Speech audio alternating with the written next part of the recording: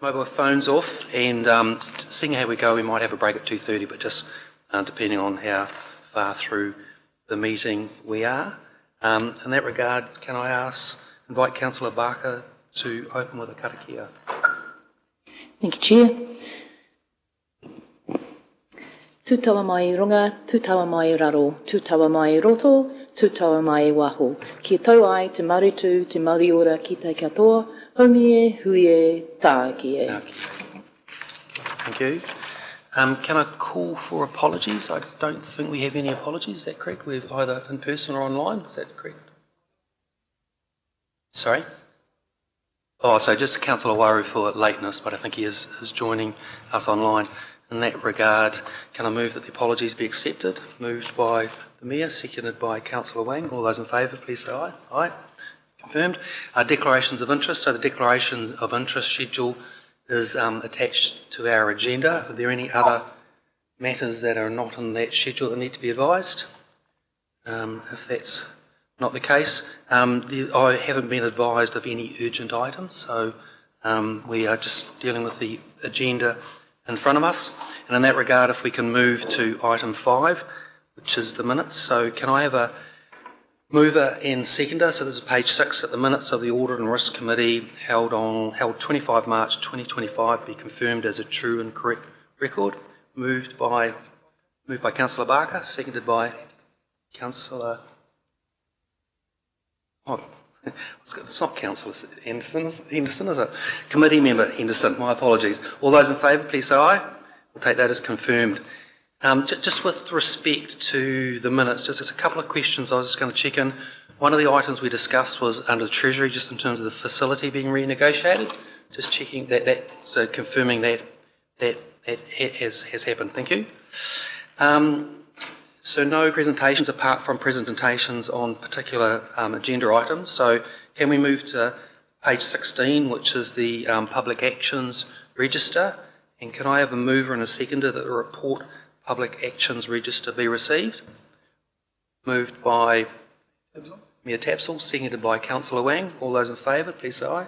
Aye. Confirmed. Greg, can you just take us through the actions list, please? Thank you, Chair, and through you, good afternoon, councillors. Just going through the actions register that's in our agenda this afternoon. Starting off on page 17, we have our A&R draft work programme, Investigate, Developing and Funding an Internal Audit Programme. This is noted as ongoing, Chair, to raise with councillors. So that's on our agenda later in the... Is the agenda paper on it? Yep. Second one is a One Council report, request that the post-implementation report specifically look at the benefits realisation, actual benefits versus planned benefits. This is noted that a report being brought to June 2025 meeting, so we do have a report. So it's on our agenda, so cool. Key project risk overview report. Chair requested that deep dives into specific projects should include a high-level assessment and provide context for the level of risk, increasing or reducing any changes. This is an ongoing action. Correct, and on our agenda we have a risk report and a report on the PMO, so I think that has been covered, so that can just be an ongoing action, that's fine. The next one is an actions register. The Chair requested that a review of the committee's terms of reference be added to the work programme and clarify that what policies the committee is responsible for. This is ongoing as added to the 2025 work programme. Yep, that's August 2025. So that'll be brought back to the August committee meeting? Sorry, yes. Then we have the Chair requested that the procurement policy, page 4, heading application subsection F, be updated to include the addition with a requirement to subsequently report the CEO decision and reasons for to Council at the earliest opportunity. This has been completed. Cool, thank you. Enterprise risk report, project management framework to be brought to the next committee meeting. This is completed as a paper brought to this meeting today. Draft audit New Zealand management letter 2022-23 annual report. Staff to confirm that audit item for ozone is a legacy item. This has been completed. The Treasury reporting committee workshop to be scheduled for deep dive into Treasury reporting. I have had a conversation with the CFO. Is that something that will be brought to the next triennium? I guess so. We do have PwC coming to our next meeting, so that will cover some of that. I don't know. You happy with that, Stuart? Yep, cool, thank you, yep. And then at the request of the committee, the Chief Executive will report back to the committee with options for delivering an internal work program. So this is another action that is part of today's paper. And that's on the agenda today. So that's great, Greg. Just one thing. Can I get, at the last committee meeting, we had a report in terms of the review of the annual report. There are a whole bunch of actions and recommendations. Most of those have been completed and sorted, but there are a handful that hadn't. The ones that hadn't been, can we just bring that back on the action register just so I've got visibility of those outstanding actions? Are there any other questions in terms of what Greg has covered in terms of you're looking puzzled? So, last time, we did bring it to close off the remaining. See, he did bring a report, but not all the recommendations had been completed. There were just a handful that still had to be done, so we just grabbed those ones so we've got visibility of them. Okay? Sorry?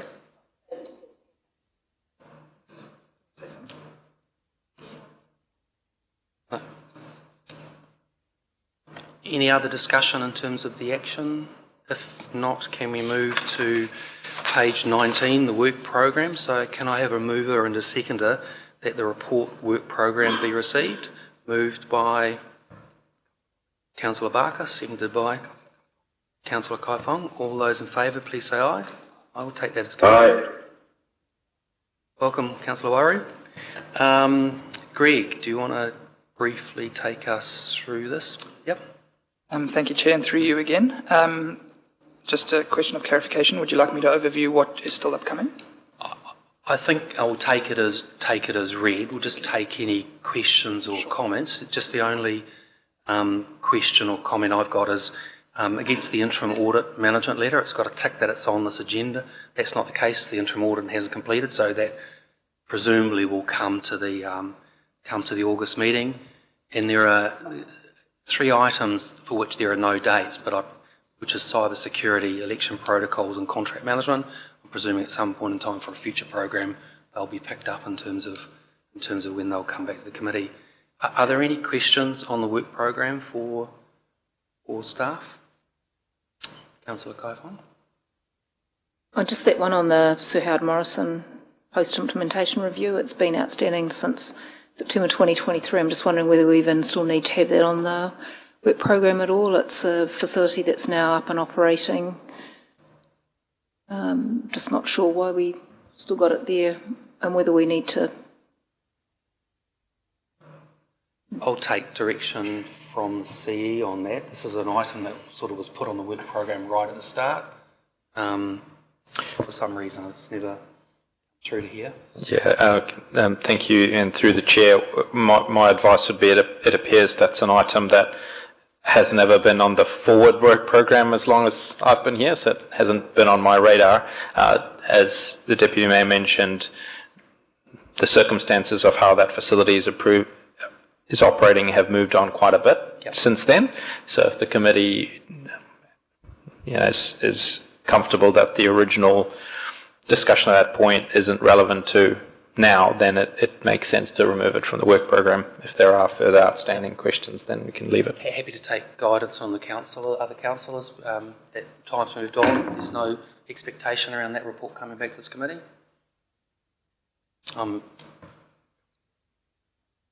Is that Councillor Waru? Kia ora tātou. Just on that, just following up on what Sandra think, you might have addressed it, Andrew, but I couldn't quite hear properly. Just wanted to understand the Sir Howard Morrison Centre kōrero. Now that it effectively sits under the operation of Rotorua Z, does this sort of, what kind of impact does that have on how we look at it? Through you, Chair, that's exactly right. That's why my advice is I think things have moved on from that point of time, and I think my advice is to be more appropriate to look at it through the lens of the SOIs and other parameters we've put around the operation of that venue, which obviously is managed through Councillor Kaifong's committee. Apologies, I didn't quite pick up on what you said earlier, so thank you. No, that's fine. So in that regard, Greg, we'll just take that off the work program. Thank you, Chair. Thank you. Just on the internal audits, the Rotorua line I see is left open. Where do we sit with that, considering there's other work going on in that space? Do we want to remove that from there, or...? Yeah. So, my recollection, and I might have to seek Thomas's advice on this was a program put together right at the start, and Rotorua, there was a report on that, I think, at the early stages of this committee. So I don't... Correct, and I think it was, in the end, it was well traversed as part of the LTP. When we put the LTP together and the final funding decisions, I think we went into quite a lot of detail, and I think as well the Chief Executive may have cast his eye a bit of a deep dive when he started as well on that project. So in that regard, I don't think there's an expectation for anything further to come back to this committee on that. Okay, I'm getting nods around the table, so that's another one we'll update and correct. Thanks, Councillor Barker. Okay, if we cover that... Oh, sorry, Councillor Wang. Sorry, Mr. Chair. I guess just a question around wastewater treatment plant upgrades and the internal audits for that, but also just, I guess, around the discharge as well. And then my other point would probably be whether or not local water done well, and the work in that would feature or have some kind of impact here as well, because that would have quite significant implications. See? So councillors and other members, I think I'm responding to what is set out at the start of this triennium as the work program. Obviously, as the triennium progresses, other items become priorities. My suggestion is, if those things are already been reported through other committees, that gives council assurance that that have the right governance oversight, then I suggest there may not be a need to double dip it here. If members and councillors see that there's a gap and would like Audit and Risk to cast their eye over it, then it would be appropriate to add it in here. So entirely up to you, but that would be my advice. Chair, and to sort of that point in some respects, I'm wondering that it might be really helpful if we could see that these items... Could you put the microphone? I do beg your pardon. That some of these items, in fact most of these items, are cyclical in the sense that they may be anything from annual to possibly a 5-year cycle. Obviously, the more high risk areas get the 1 to 2 year cyclical review, and the medium risks your 2 to 3, which is within a triennium. But there's also items here that are really going to go beyond that, and it would be really good, just forward looking, to see by year when we're considering reviewed items will be reviewed again, especially as a forward look. When council comes back, the new council, the new triennium, when this new work program's being updated, it would be great to see as a schedule going forward what items are actually out there in the future as being the dates that they're going to either statutorily need to be done by, or that we've assessed from a risk perspective that they do need to be reviewed by. It would be really helpful, certainly from my perspective, to know what's coming and where management consider those snapshot priorities are looking like, given that you've done, you've got a lot on the go at the moment for this triennium.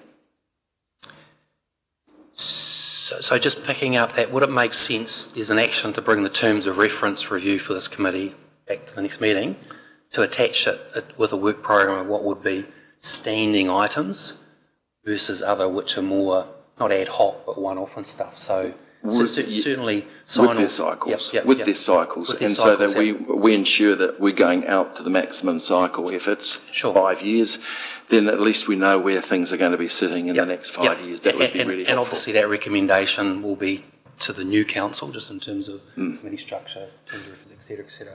So I'm getting nods from the CEs, so you're happy to pick that up? That will really help with the terms of reference, because you know what you're dealing with. Thanks very much. Okay, cool. Thank you. If there are no other questions on the work program, can we move to page 21, which is the Audit New Zealand draft 2025 annual audit plan? I'm assuming we have the auditors online? Yeah, cool. Thank you. So can I have a mover and a seconder that the report Audit New Zealand draft 2025 audit plan be received? Moved by Councillor Barker, seconded by Councillor Kai Fong. All those in favour, please say aye. Aye. So just welcome. I can see David Walker on the screen there. Hopefully you can hear us okay, David. And I'm not sure if Warren is online either. So we have our audit partners with us. And so over to you, David, to overview the report. And at some stage I'll invite David Walker from Audit New Zealand to talk to it as well. Thank you. Good afternoon, Mr Chair and committee members. So this report covers the audit plan for the upcoming 2025 annual report. Noting that the audit process, interim audit, actually starts next week on the 23rd, so we are almost into the work program scheduled into the timeline towards the back of the audit plan. So the audit plan covers audit's proposed approach, areas of focus, the materiality, and any areas they wanted to, draw Council's attention to before they start the audit process. But at this point, I'm happy to hand over to David Walker to cover the contents of the report and ask any questions if there are any. Thanks, David. David Walker, over to you. Thanks very much, Chair. Thanks very much, Chair. Thanks for the introduction. And David, thanks for the introduction. Warren sends his apologies. Chair, he is not able to join us today. I'll just go through the audit plan very quickly. It is in your papers, so I presume once everyone's had an opportunity to read it. On page 25. On page 25, I'll just run through the focus areas. On page 25, we will look at valuations. There's dates there. We show when it was last valued, the asset class was last valued, and when the next valuation is taking place. And you can see the first couple in that table is March 2025.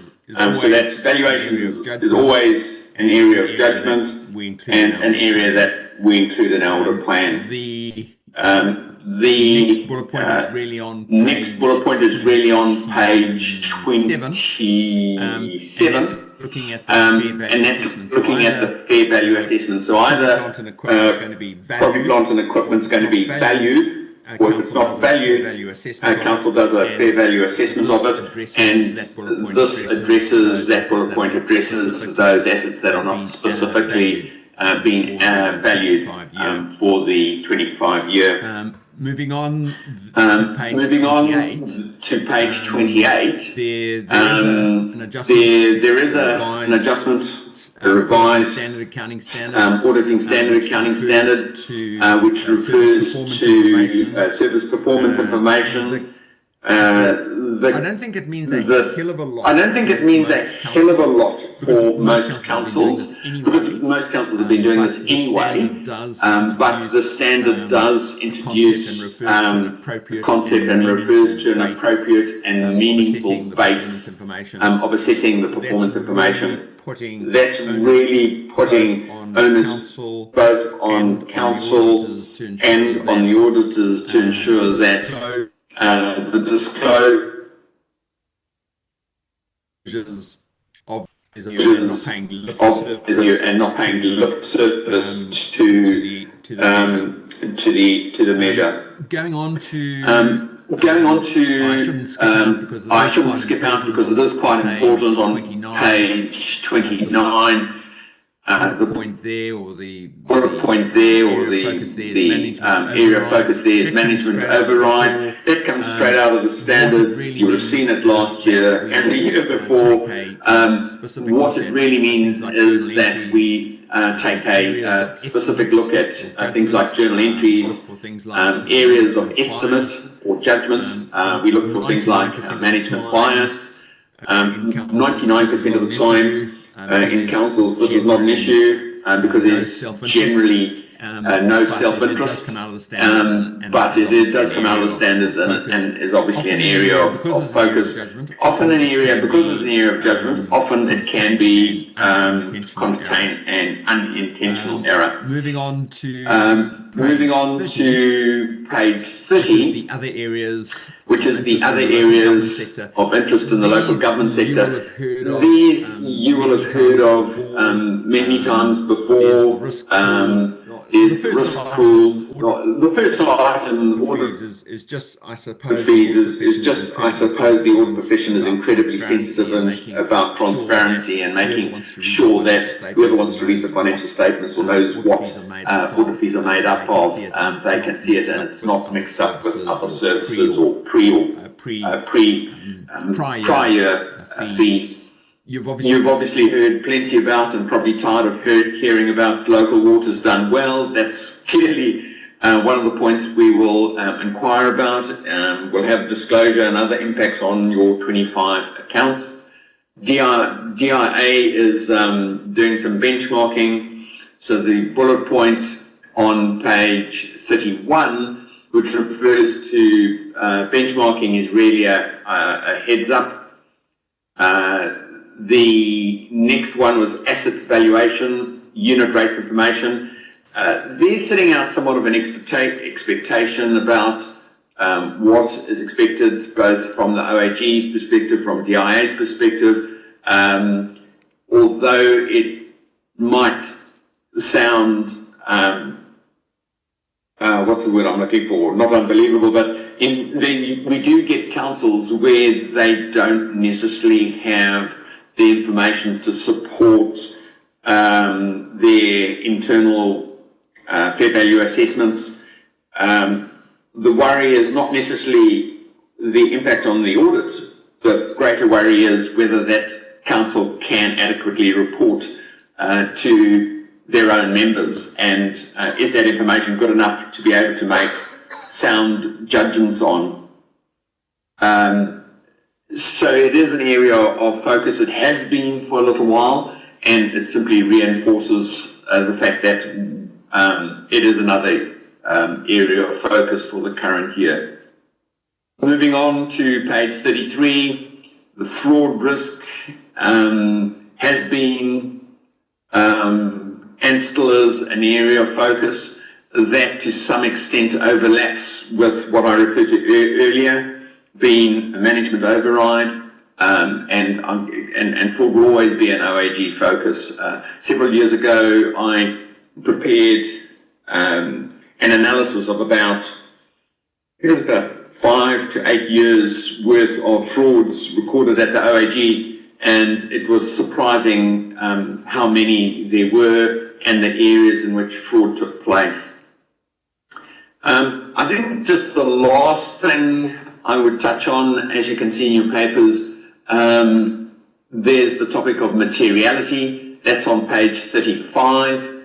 I would say, and I know for all councils, you lose $100 cash, and it's important. $100 cash is $100 cash. It's ratepayer money. So it's important to realise that these figures are more figures to guide our audit approach, guide the samples selections we make, guide whether it's sufficient size to report to those charged with governance. So it's not just the number that is important, but also the nature of the number. So one would argue, and you can debate whether $100, I'm just using that figure randomly, you can argue whether $100 cash lost out the front door is more important than a $100 error in the depreciation calculation. So we do look at the qualitative nature of the error, and equally then what we report back to council. Chair, I think those are the main things, are the highlights. The rest of it, I assume councillors have had an opportunity to read, and if there are any questions. Chair, I'd also ask whether, hopefully you've been able to hear me, because I know I've had to concentrate to hear yourselves, largely because I think there's a bit of an echo. So hopefully you've been able to hear me.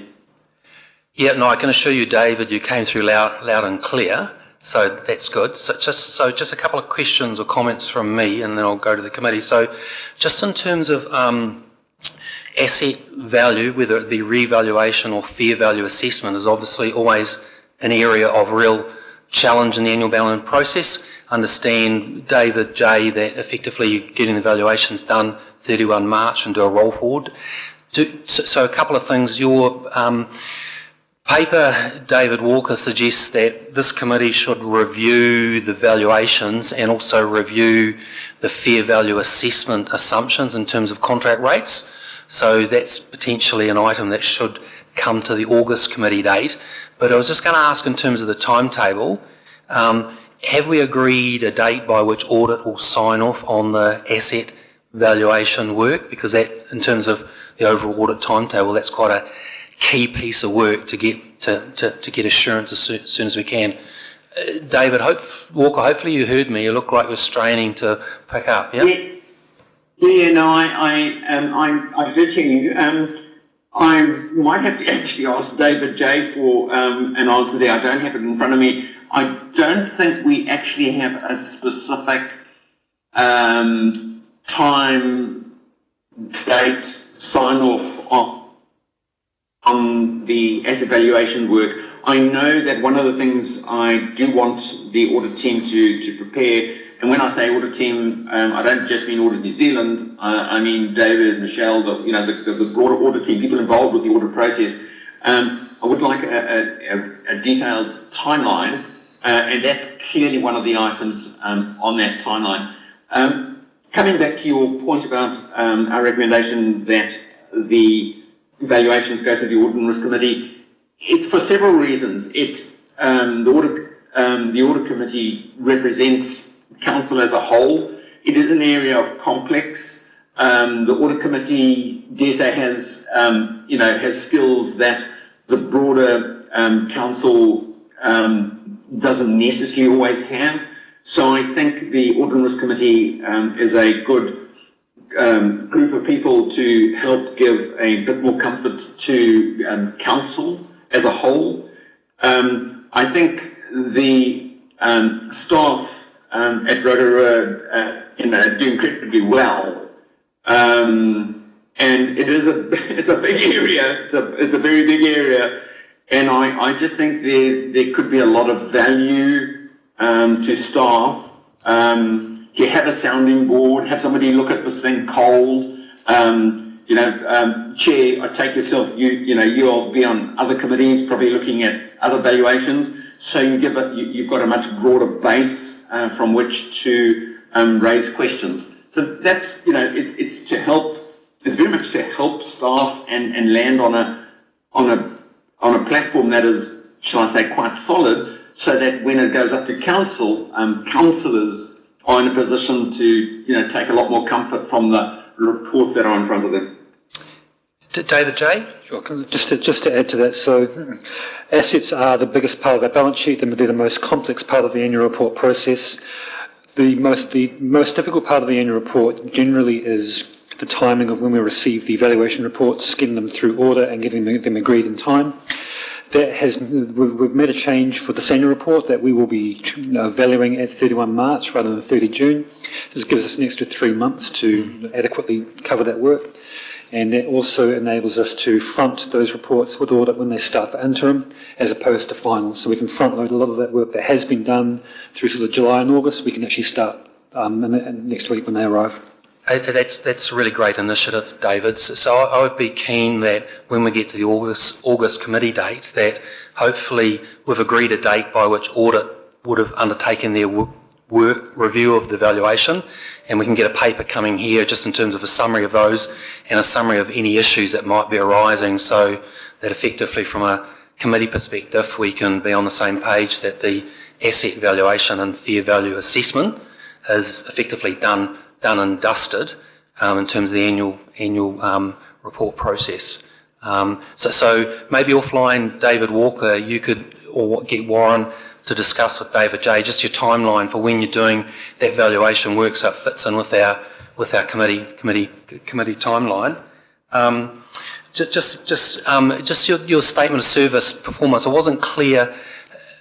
I'm assuming there's no extra audit work required because of the new standard, that effectively or implications. I wasn't quite sure. You said pretty much unchanged, but that left a bit of gap in terms of, I would have thought this is, as a sector, we're pretty advanced in terms of statement of service performance, evidence, etc., etc. So can you just clarify, David Walker, that there's no extra audit work or curveballs that are going to be thrown at council as part of the audit process around SSPs? Chair, you're right. I'm not expecting any curveballs. We would be looking for whether there's a slight change in wording, so as to demonstrate sort of confidence, or it might you're right. Local government is quite advanced in terms of performance information audits and disclosures. So I'm not expecting any surprises, no. Okay. Can I just also touch on that 31st of March valuations? We were faced with several things. A couple of years ago, the sector would do valuations on the 1st of July. That would then be in the year and give council a whole lot of time to process the information. However, the 1st of July of, let's say, 25 is simply a day older than the closing date of the previous year. And if you had a big movement, there came the question of whether there was a prior year error. So valuations then swung back to year end being sort of 30th of June, but then very much as David J was saying, it puts council under a lot of pressure. So we, in liaising with David J, we decided that 31st of March, it's the end of a quarter. It gives council more time to process the information. You're more likely to be able to get what you need from the valuers at that time. It is it's yet to become a common date. Let me put it that way. I think there are a lot of other councils thinking about moving to the 31st of March. What it does create a little bit of extra work for David J and dare say for the auditors, because with a valuation on the 31st of March, one needs to consider the period from the 1st of April to the 30th of June. So David J will need to do a fair value assessment for those asset classes that are take everything all together. The fact that council's got more time, audit needs to prioritise and does prioritise that as soon as possible, which means any issues get cleared quickly. I think the benefits outweigh any of the the inconveniences. Okay, no, thanks. And just last from me before I hand over to other questions, just as more for the committee members, just page 33, just draw the committee's attention to what Audit's outlining there in terms of the responsibility for the prevention and detection of fraud, that it does sit with governance, with assistance from management. But it's our responsibility. And the report provides a link to Office of the Auditor General, some reports I've done about fraud. I'd actually encourage committee members to go and have a look there. There's a couple of really salutary reports. One's around cautionary tales of examples of fraud, and also a report around staying ahead of the game.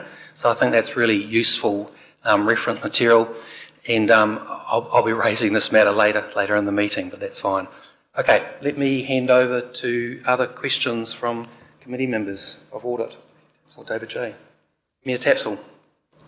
Thank you, and so I'm just scrolling back to try find it, but it was just, Mr Walker, it was just regarding the local water done well, and you had mentioned that council should make just a general summary or statement about it, and we should know the proposed or the set path that council will be taking by then, because our final proposals are due to government in September.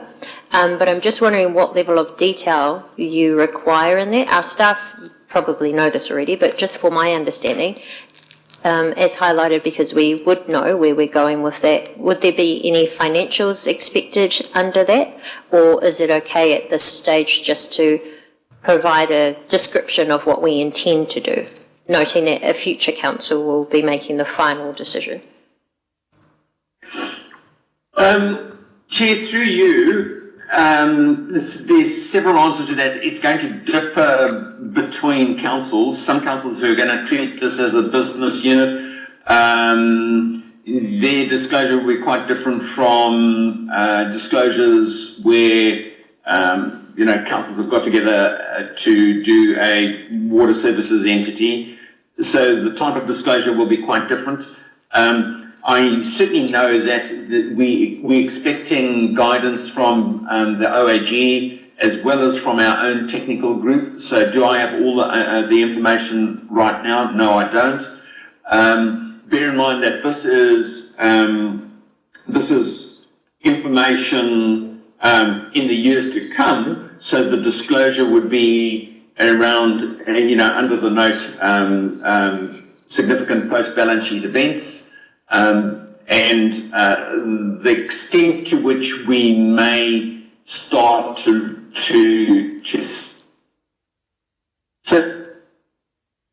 think about the impact on, when was the last valuation? Are there, if you're doing the wastewater treatment plant upgrade, those assets that are going to be chucked out, have you impaired them? So there'll be some thinking around impairment. The key thing, though, is it is in the years to come, and so most of the disclosure will be around the space of post-balance sheet events. Thank you. Did that answer the question? There's a supplementary from the CE. I think Andrew would like to ask a question. Thank you, Chair. So, David, question from me, and might help you give us a straighter answer, is this council's not considering any options that take effect before 1 July 2028. So given that we're talking about the annual report for the year ending 2025, with that information, could you confirm that there shouldn't be any implications for our future local water done well decisions on this year's annual report?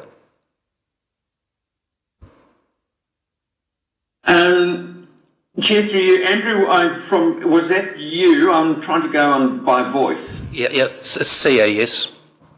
Okay. I haven't spent enough time in the space, to be perfectly honest, to say that there won't be any impact. I'm not expecting any impact. I haven't seen, your submission that will be made in September. So, being a typical auditor, conservative in my answer, I'm very reluctant to say, there won't be any impact. But having said that, and qualified my answer, it is about future events, and the annual report is to the 30th of June. So I'm not expecting there to be any significant impact on the 25J annual report. I won't say there won't be any, because obviously there's the disclosures. If the OAG starts to talk about, have a review of the submission and, do X, Y, and Z, then we may well have a little bit of extra work to do.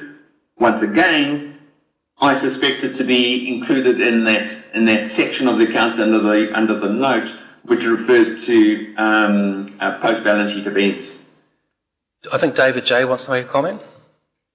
Through the Chair, we've done a brief assessment in preparation for the annual report of what we expect to disclose. So if you've read previous annual reports through the water reform era, we regularly included sections in the post-balance sheet event just explaining what the changes in legislation were, what the decisions of our council were, and what we expected the future impact to be.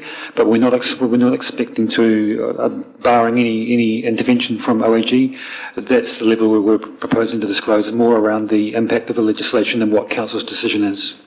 Okay, thanks, David. Can I suggest it just goes to the one close to the top of the list to get clarity as early as we can over A, what David J has proposed to include, and B, David Walker, yours or the OAG's expectations, and through the CE, just to make sure we nail that early in the process so that sort of doesn't become an issue that drags us out. Yeah, can I, through the Chair, if I can just make one more comment, David, to make your life easier, I'm aware there'll be many councils who have decision and effectiveness dates for water much earlier than this council.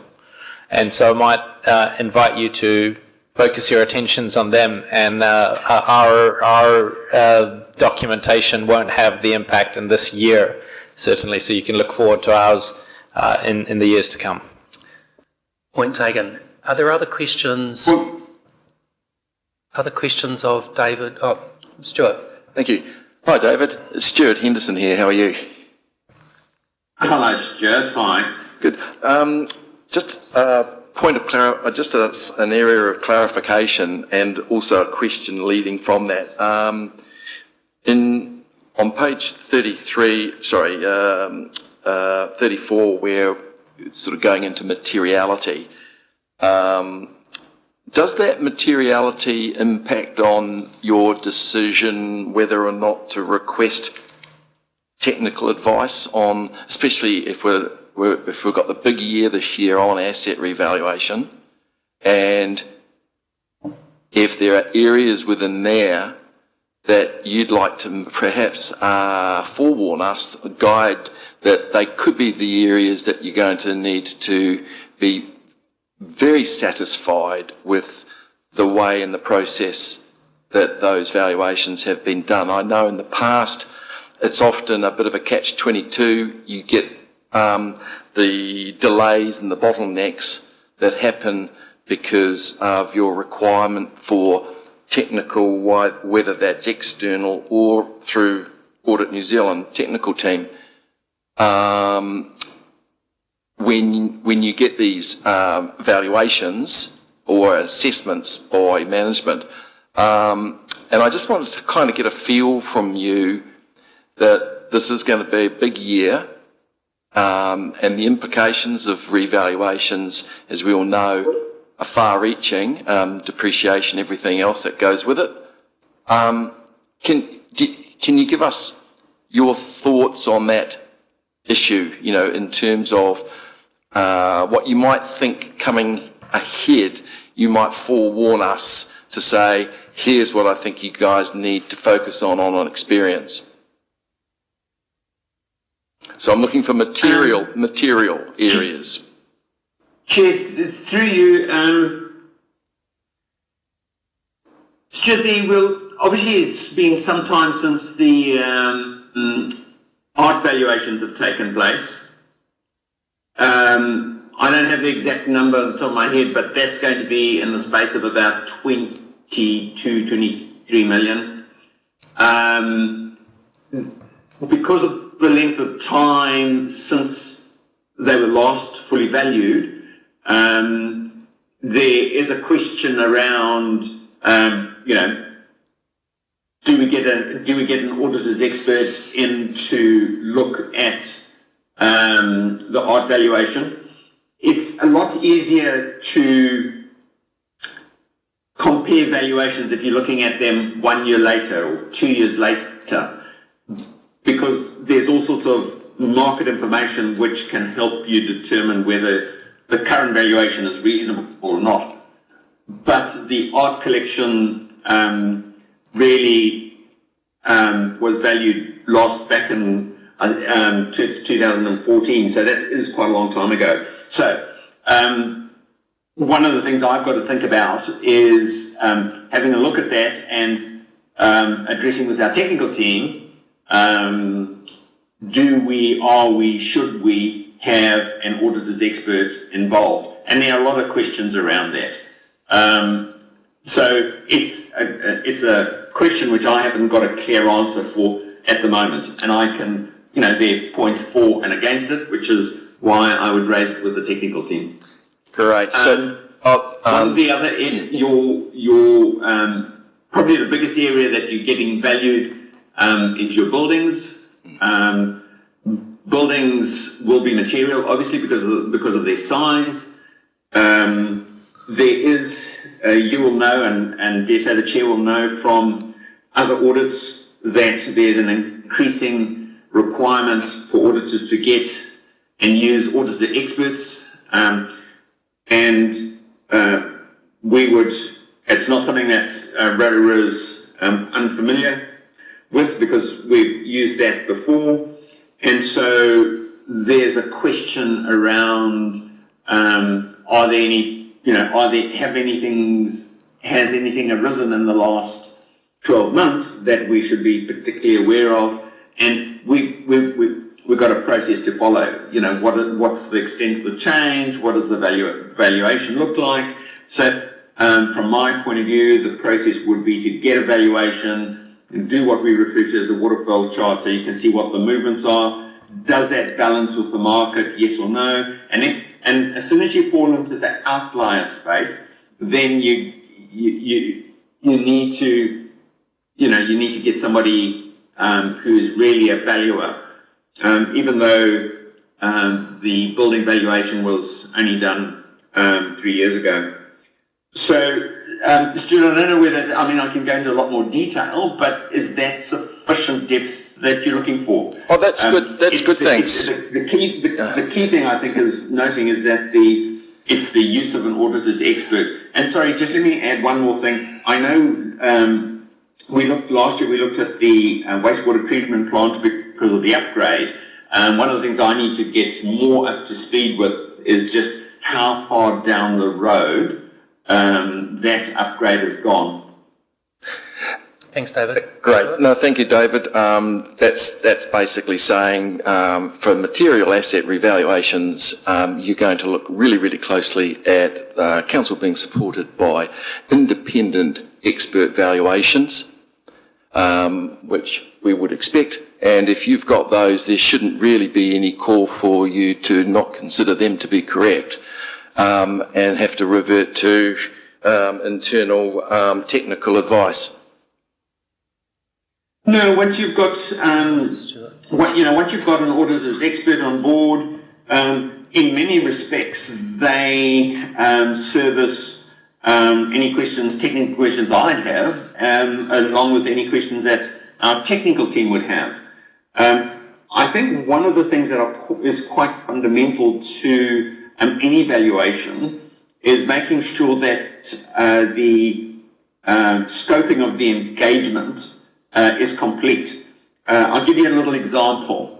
Quite often councils will engage a valuer and they will say, yeah, do my valuation. And they say, well, do you want us to come and have a look at whatever the asset is? And they say, no, don't worry about that.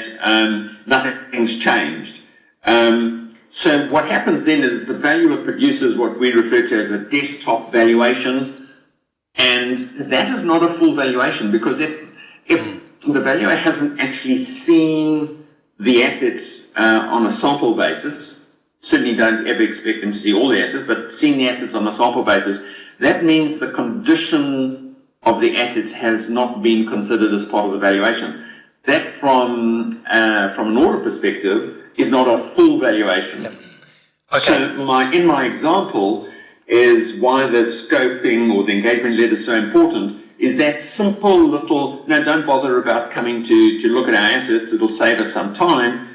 That can lead us into the position of all the work that's taken place is not considered a full valuation, but but is only considered a fair value assessment. Okay, no, I think you've made your point, David. I think that's really probably the scoping letter is probably the most important document, to be honest. Okay, I think you've traversed that, and it goes to the heart of my question early on, that we give a clear date for when you'll give sign-off on the audit revaluation stuff, and it'll come to this committee so we can deal with any issues. So anything that pops up, we can get that sorted. Are there other questions for David? I'm not sensing there are. So thanks, David, for that, both David J and David Walker. In that regard, can we move on to the next item, which is page 49, legislative compliance? So can I have a mover and a seconder that the report legislative compliance update be received? Moved by Councillor Wang, seconded by Councillor Barker. Greg, can you overview the report for us, please? Thank you, Chair, and through you. This has been brought forward as a current state paper to you as an Audit and Risk Committee. I have conducted what I would call an environmental scan across the organisation. I have worked with the teams across the organisation to do a quick check against a list that has been provided by Rotorua on the mandatory documents that are required by Council. You would have seen that there are 98 legislative acts or requirements that Council needs to deal with in regular business. And so what I have done is I've gone through somewhat of a RAG status, clicked or highlighted those that are compliant, that are definitely that I know we have ticked off as compliant. So there's under review are ones that I need to and the team need to do a little more work on to understand some of the nuances within some of the legislation there. And some of them also are relating to timing. So the annual plan, for example, we know that we're busy working on an annual plan, and so I cannot tick that we are compliant with some of the information that will be produced at this point, although I know we will be compliant when we get there. But we didn't want to make sure that we're not putting the cart before the horse on that one. Other than that, I'm happy to take any questions. There's quite a lot of pieces that we've had to work through, but I'm happy to take questions, and if I can't answer it, I'll bring it back to the next committee if that's fair. Thanks, Greg. So good piece of work. Can I just you actually used the words quick check in there, so I just want to clarify that for the 83 where it says it's compliant, that we can have assurance that enough due diligence has been done to give us confidence that we are compliant? Sorry, yes. I have done a thorough check. Thank you. I have gone through a lot of the work that I know my team has done themselves, and we have done detailed pieces on, so that was the quick part. Okay. Okay. No, thanks, Greg. Thank you. Are there any other questions for Greg? If not, but just to thank you, I know it's probably quite a big piece of work, but it's an important part in terms of the stewardship to give confidence to governance in terms of legislative compliance. So thank you. So in that regard, we're now on page 53, which is the One Council Post-Implementation Benefits Review. So can I have a mover and a seconder of the report, One Council Post-Implementation Benefit Review be received?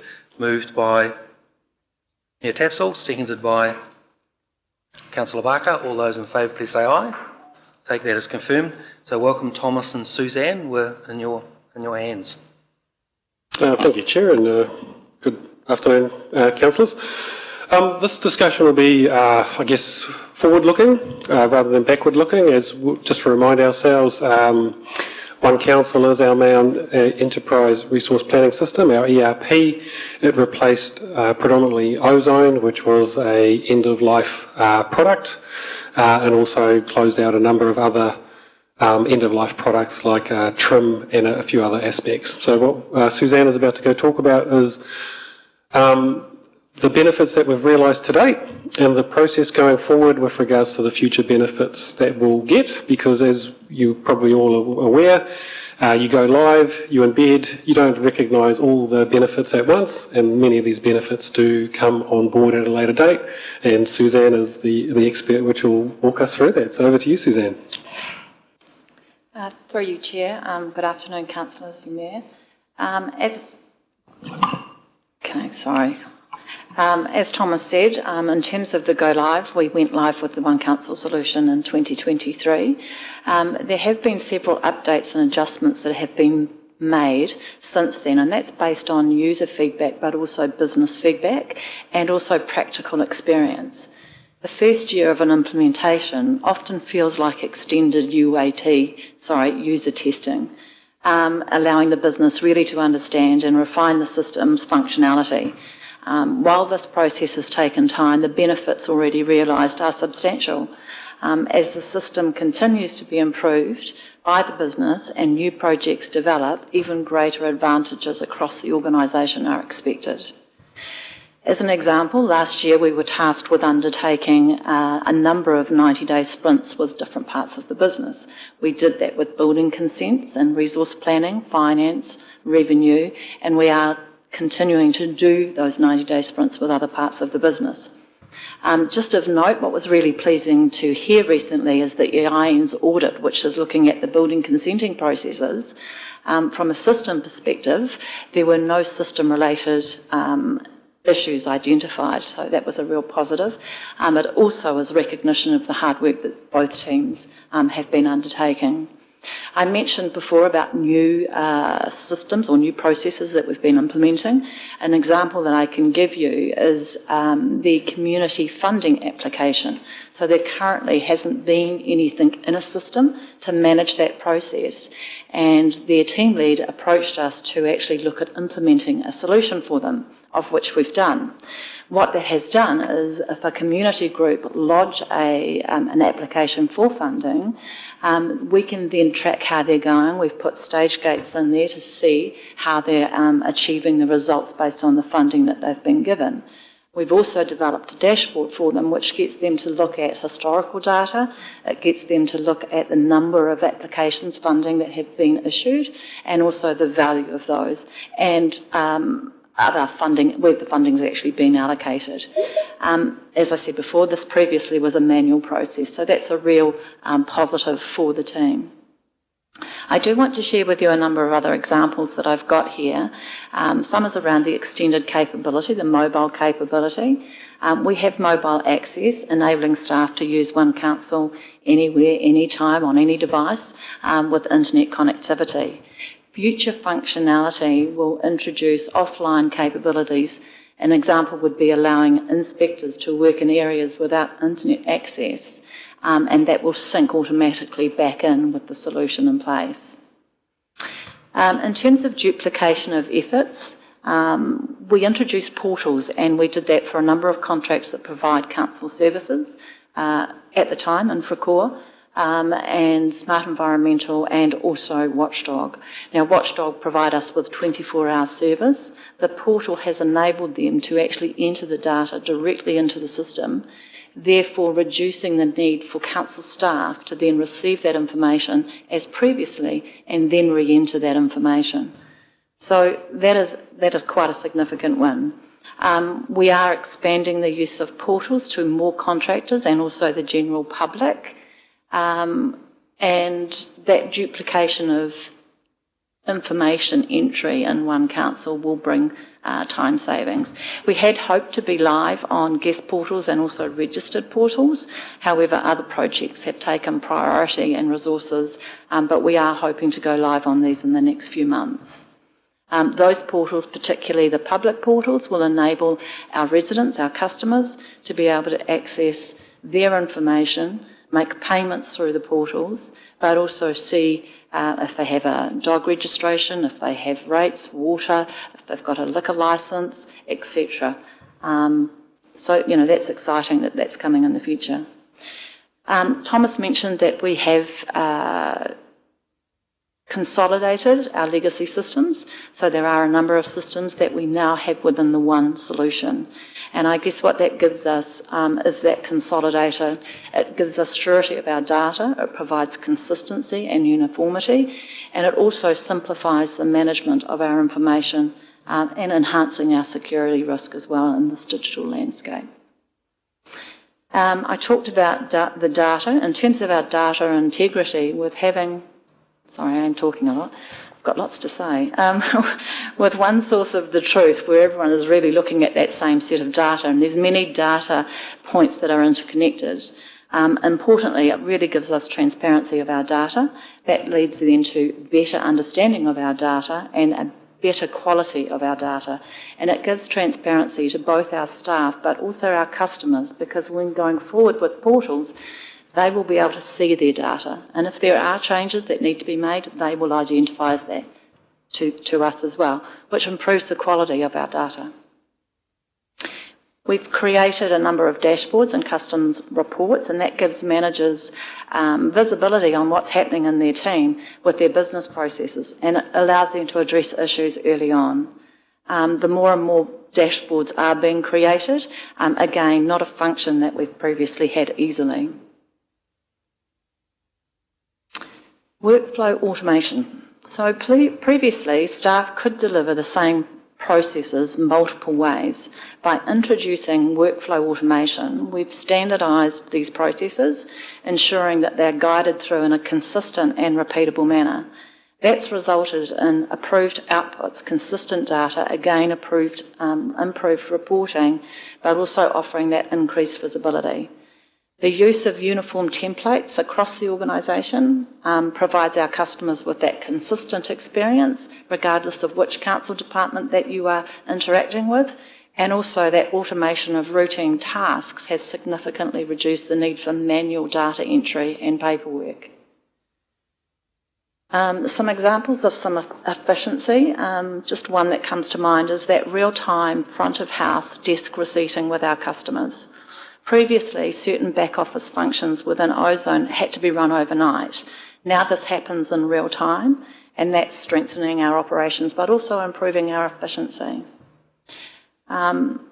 We have the ability to save documents against request, against applications, infringement, and it's that single source of information that allows staff and customers to see all of the documents that are related to any interactions that they're having.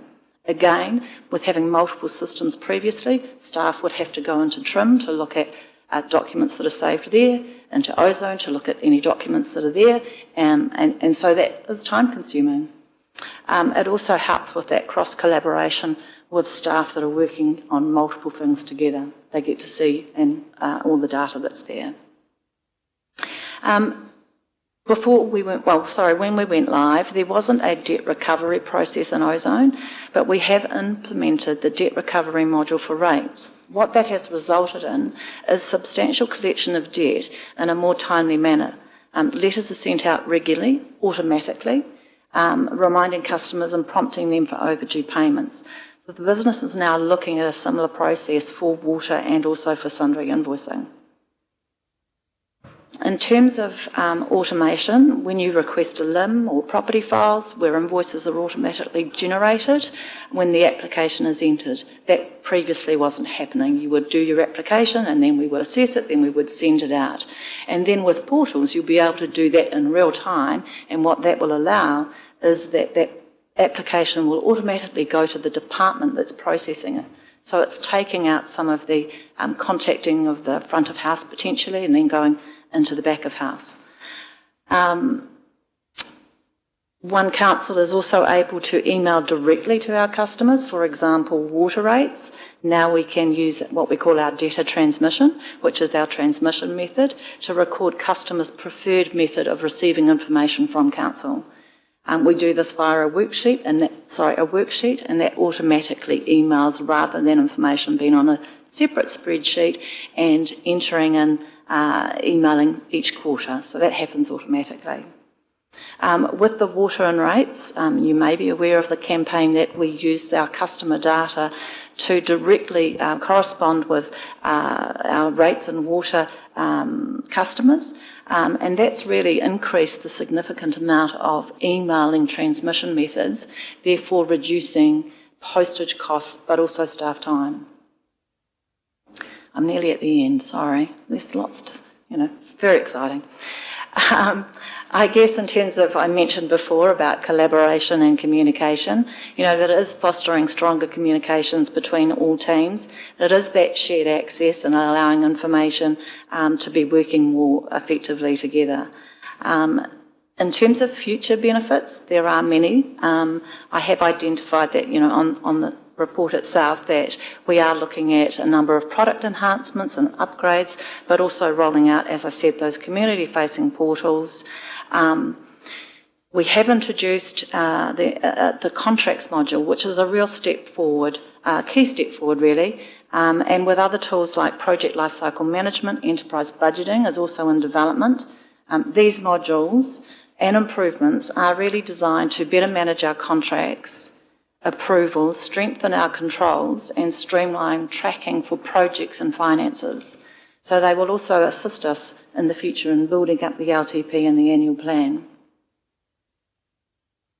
Well, the last point that I have is really on the external review and the timing of when we would be prudent, I guess, to do that. We've got a few modules, as I've said, around the community portals, which is significantly customer-facing, but we've also got quite an organisational change process with the PLM and enterprise budgeting and contracts. So I guess getting a specialised consultancy firm or an independent audit organisation to come in with their expertise in technology implementations, and that would be looking at governance right through to, you know, obviously workshopping with business and staff in terms of understanding the benefits and the real gains that we've achieved. So I guess just to close out, Suzanne's probably highlighted a lot of things that most people will never see, or with regards to the benefits that we're seeing. I think forward-looking, we're going to see a lot more that particularly our community will experience. The guest portals, the registered user portals, you know, takes us kind of into the 2020s with regards to how people do business, with regards to being able to look online, all your interactions, your transactions, and do business. Within our business itself, with the amalgamation of Infracore back into our organisation, and particularly the open spaces team, there's a big piece of work around turning on the in-field services and linking it to asset management. So the team itself on their phones and devices in the field will be able to access tree registers, asset registers, and have, you know, put real-life notes and comments and you know, keep track of all the work that they do, be allocated their work as well, and so forth.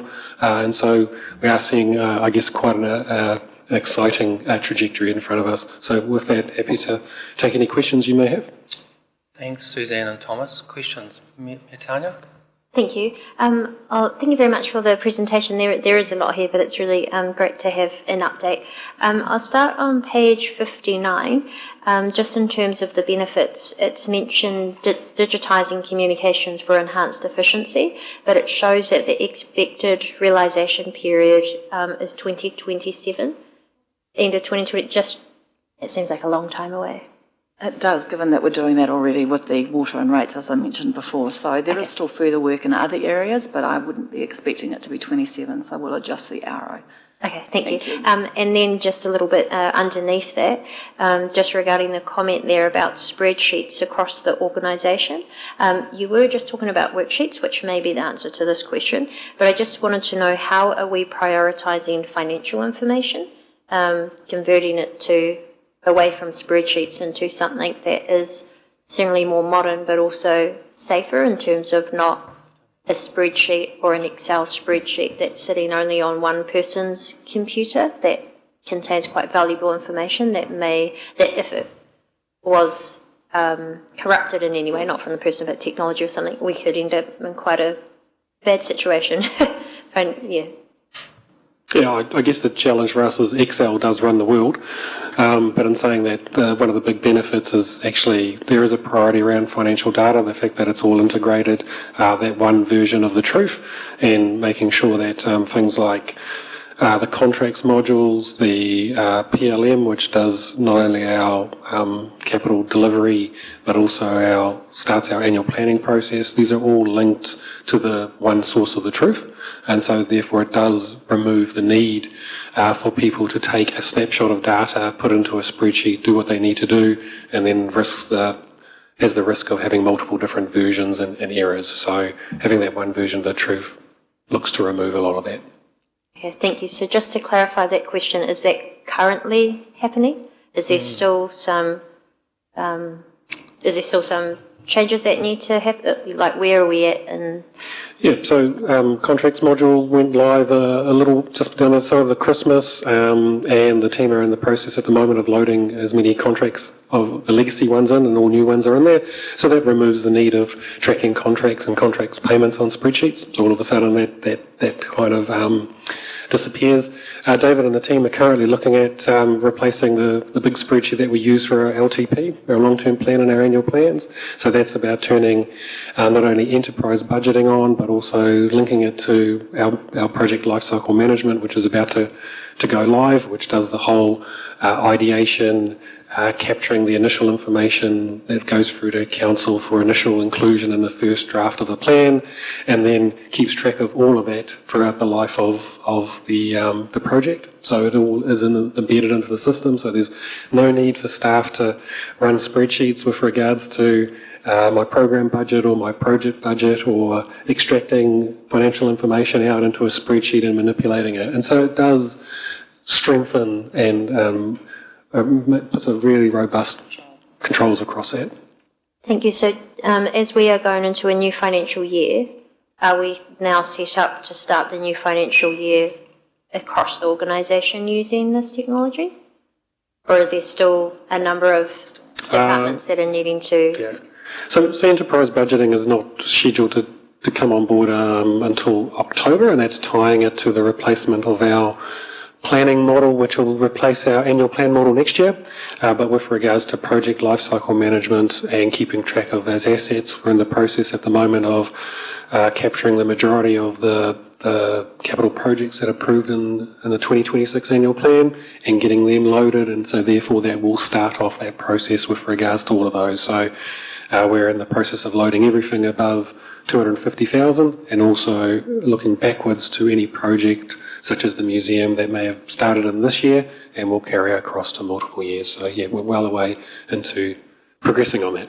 So just to pick up that conversation, I'd be keen to see a report coming back to this committee which identifies areas of the business where key financial information is taken into spreadsheets and manipulated, and you've outlined some of the transitions to take that off, just understanding where the risk sits in terms of spreadsheets and what the timeline to get off that risk.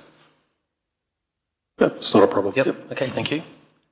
Other questions? If I can just, Chair, if I can just add, Suzanne made a reference to some of the portal rollouts being delayed because we've had to prioritise some other work.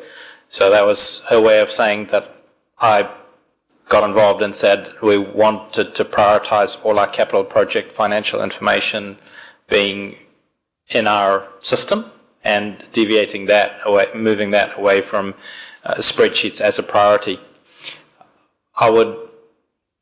I'm looking at some concerned looks around the table, but let me assure you that we will not be without spreadsheets in this organisation, and organisations around the world will still use spreadsheets because individual asset owners, engineers, project managers, dog control officers all like to present and manipulate information in a way that helps them run their business their own way.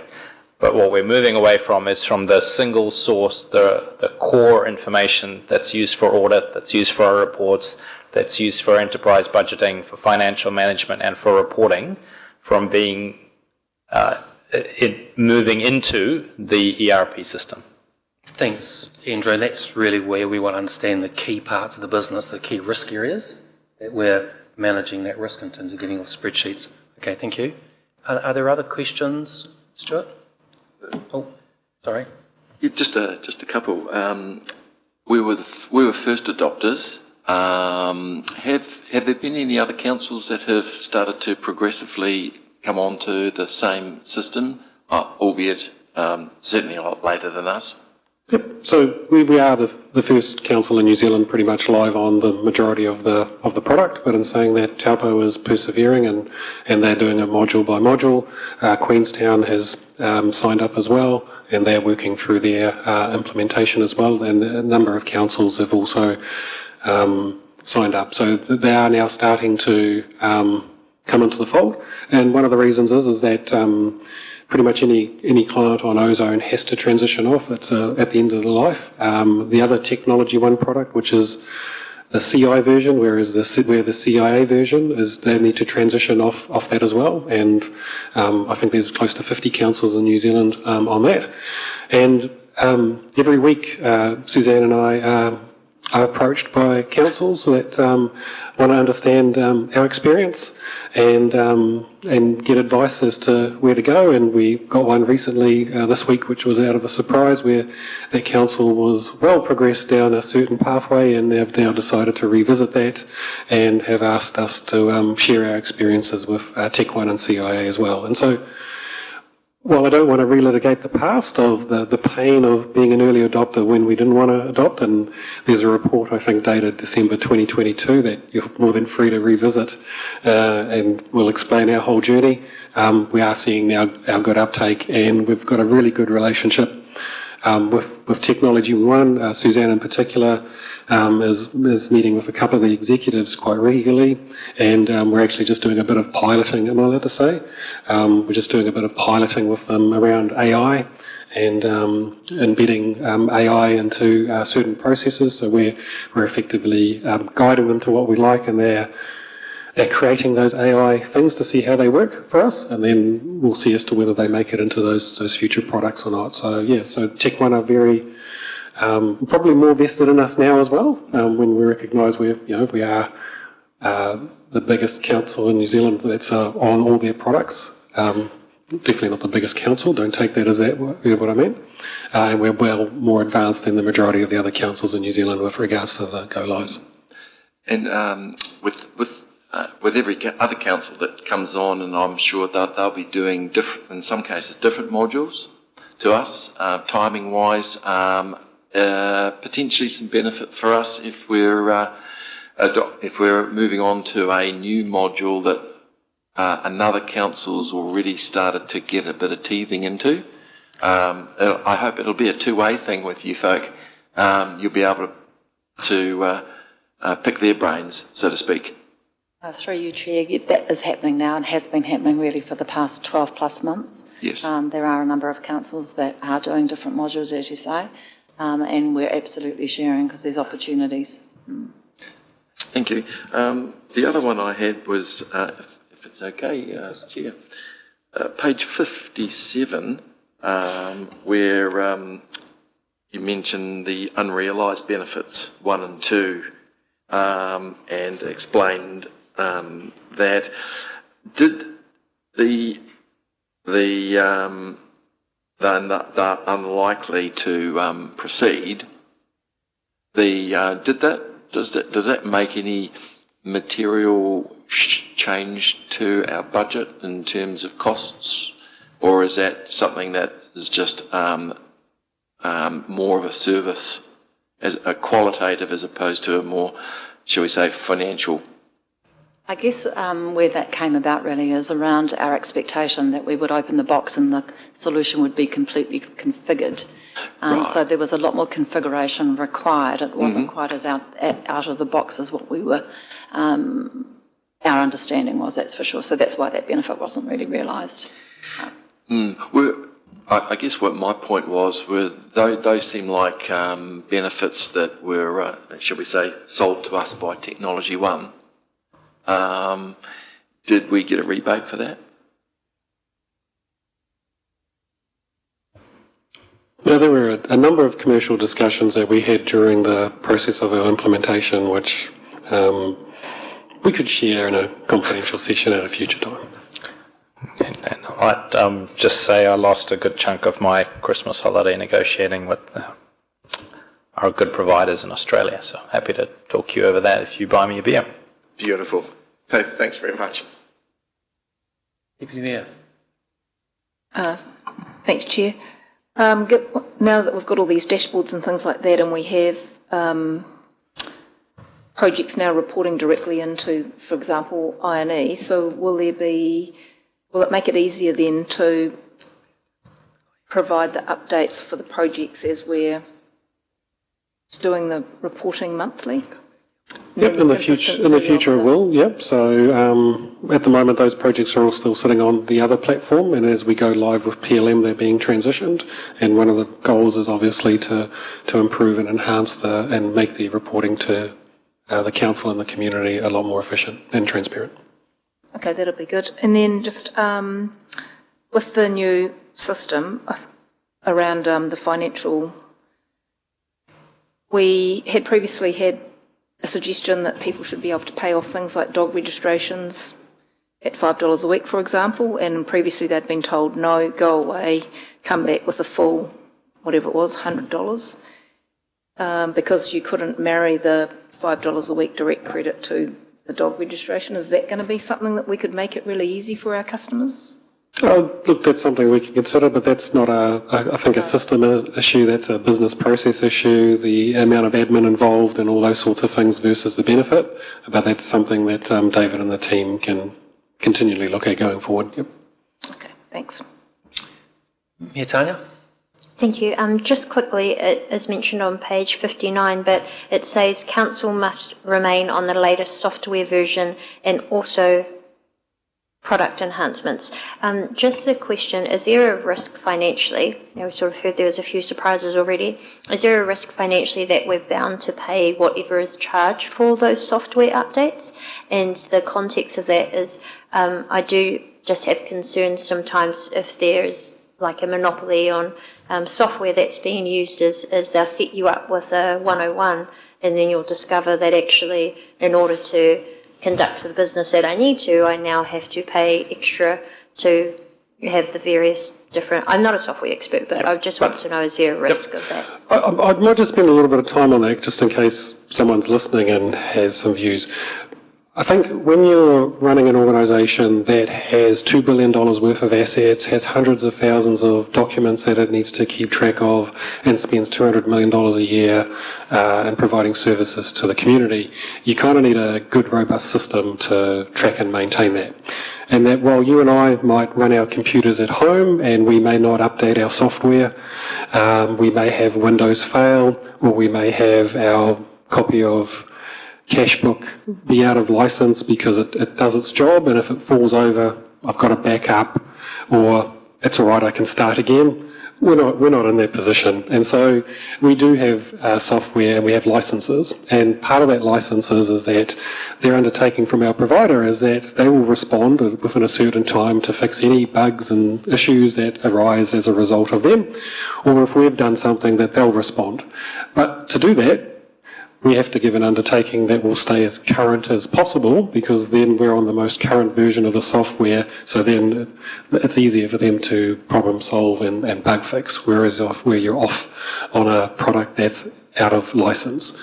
And so that's one of the reasons for them asking us to stay current. But in saying that, our license fees that we pay cover the cost of those software upgrades as well. So when we acquire these products, we acquire them knowing that we pay a license fee and knowing that the license fee covers the upgrades, and that the cost involved to us is therefore that license fee, but it's the staff time of testing the upgrade and then deploying that upgrade, which we do twice a year, every 6 months. Hope that explains that.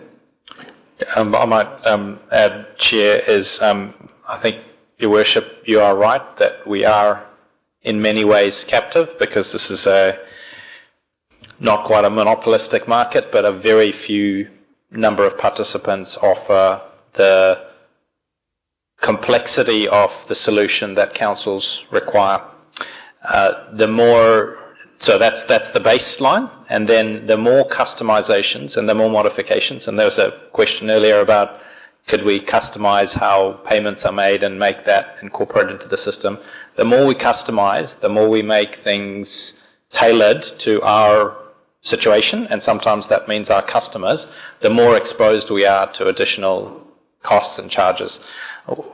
I've been trying very much to use out-of-the-box solutions, but that often doesn't match our local practice, and then that comes with additional cost, either for configurations, customizations, or coding, and those costs obviously then get borne by us.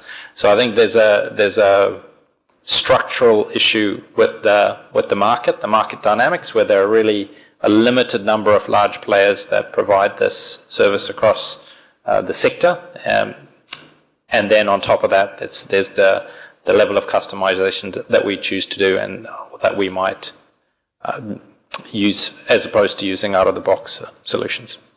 And so I'll just add, when we're talking upgrades, we're talking the equivalent of what your computer at home may do with regards to Windows Update, and Windows has it so well, Microsoft does it so well that they just upgrade. The difference for us is that, yes, we get deployed a package, but because we have got our custom config at times, you can't just deploy it. You've got to make sure and test it and those sorts of things. So that's what we're talking about. We're not talking about constantly upgrading the product and buying more and more. It is just that underlying software staying current. Sorry, Chair. No, thanks, Thomas. Do we have any other questions? If not, a really good discussion. Thank you very much. Hey, folks, it's 2:30. Can I suggest just a 5... Oh, sorry, apologies. There's a further motion that the Audit and Risk Committee note the benefits realised since the One Council project was initiated in May 2003. Can I have a mover? Moved by Mayor Tanya, seconded by Councillor Wang. All those in favour, please say aye. Aye. Can I suggest just a 5-minute stretch break? 5 minutes? Cool, thank you.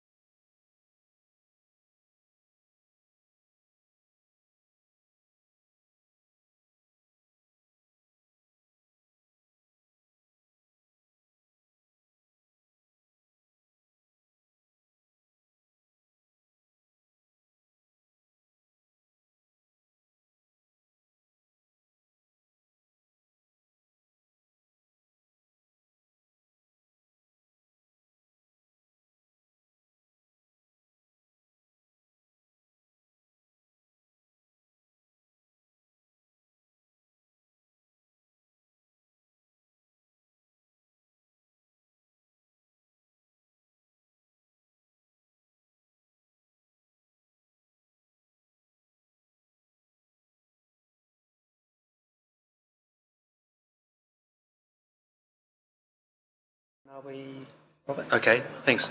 So we're now on page 61. Can I have a mover and a seconder that the report Rotorua Lakes Council Enterprise Risk Management Report for June 25 be received, and that this committee note the formal split of the cyber security and information systems category into IT infrastructure and systems and cyber security as now reflected in the updated framework endorsed by the committee in March 25. Moved by Mayor Tapsell, seconded by Councillor Wang. All those in favour, please say aye. So welcome, Elrond, and welcome back, Thomas. We're in your hands. Thank you, Chair. Good afternoon, Council. I've got a couple of slides just to, I'll basically take the report as read. I've got a couple of slides just to summarise the key actions from the last meeting, and then I'll hand over to Thomas, who's going to present on the capital delivery category. You may recall from previous meetings that one of the things we were tasked with doing was actually having a look. There were a lot of operational level risks across the organisation, and each of the GMs were required to review those categories and kind of refine, I suppose, the risk that's sit in them to reduce the overall volume to make it easier to actually capture more targeted insights for the one-page reporting that we do. So as a consequence, largely driven by community wellbeing and destination development that have a lot of public-facing services, they've rolled up a lot of those risks and done some refinement in there, which has caused the reduction.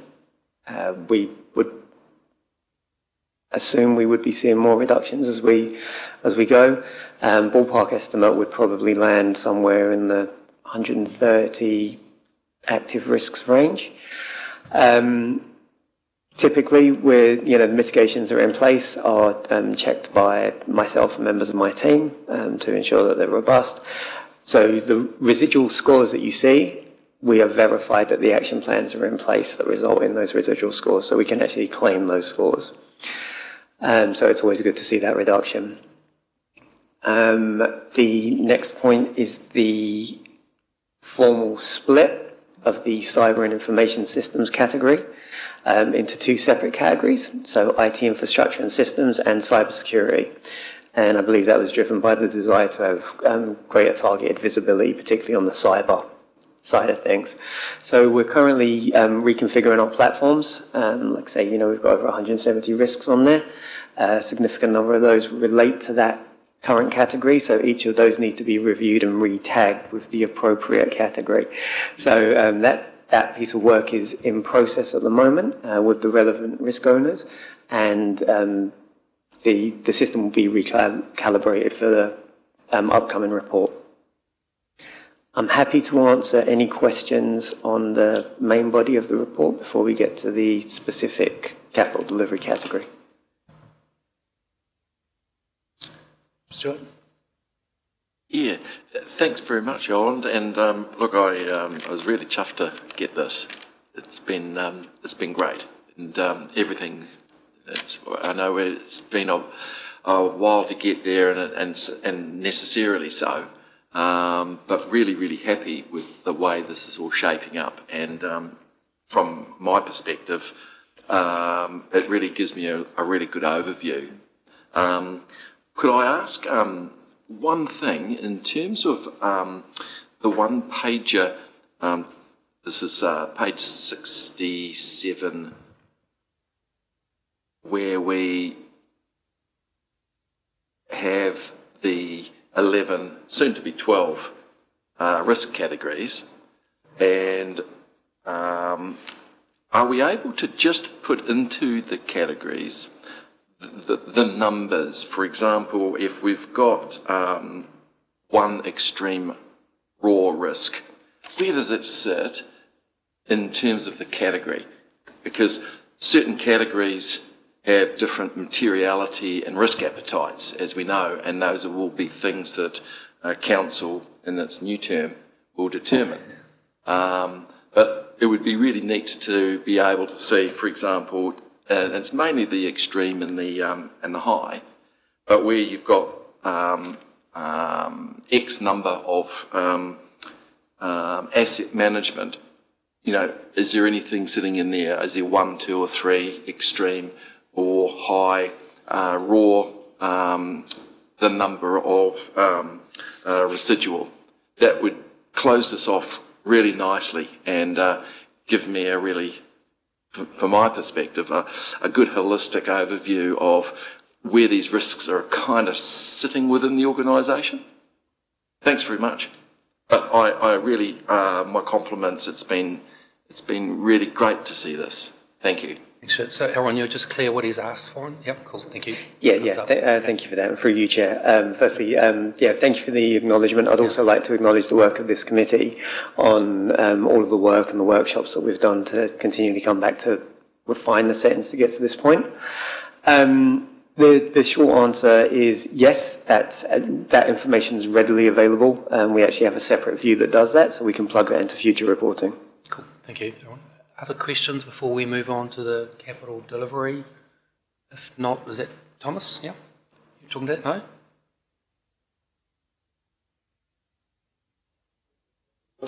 Yeah, sorry, my misunderstanding. I thought you were talking to that part of the... No? Yeah, sorry, I think it was because you asked if there were any further questions. I think we were just waiting. I don't think there were, but...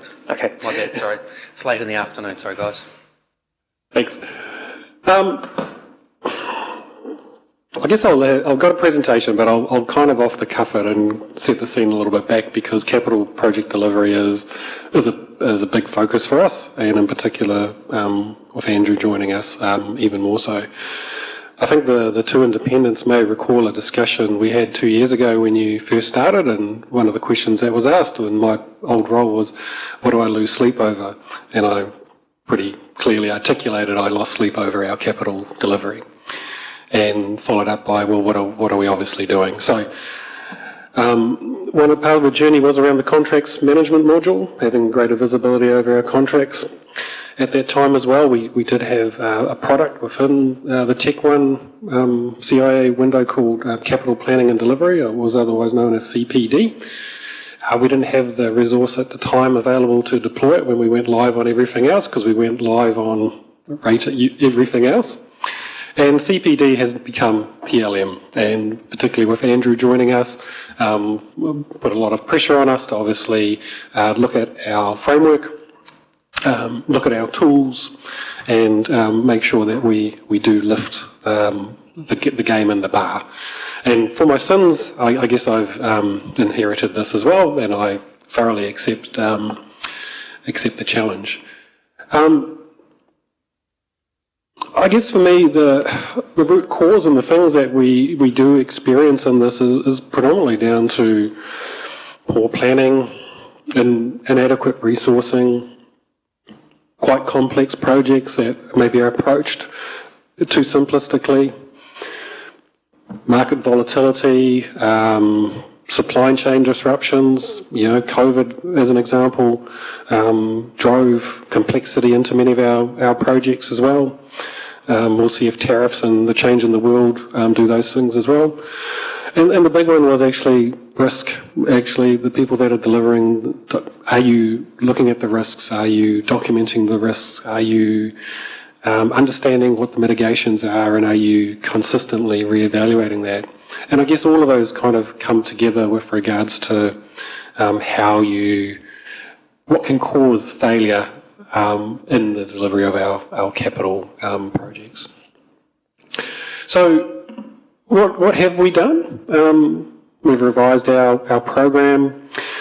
I think we've recognised that there's a need for good resource, but also very capable resource, and bringing in the expertise where we had robust procedures around project steering groups, reporting, consistency around that sort of elements, and so forth. And I think a good example that we'll have is probably the museum project. And the museum project, I think it was fair to say that when this council was elected in, had great apprehension about undertaking that work. It's a 105 or plus year old building. We all knew the condition of it. It is, when you looked at the news throughout New Zealand, any time anyone in New Zealand touched a historic building, they never stuck to budget, it always took longer, and all the rest. And we had this monumental task of of doing that as well.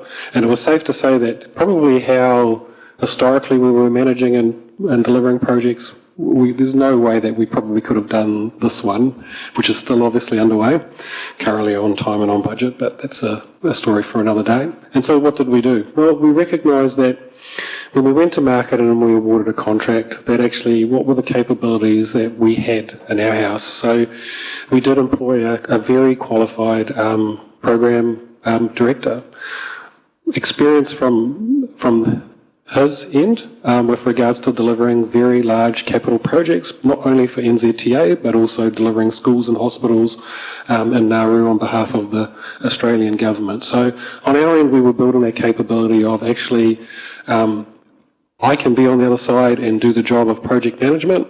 I'm on the side of the client, and actually I'm going to hold you to account with regards to the delivery of that project. Within that, it was fully understanding the contract, understanding the risks, pricing the risks, setting up project steering groups. I'm going to change microphone, this is going flat.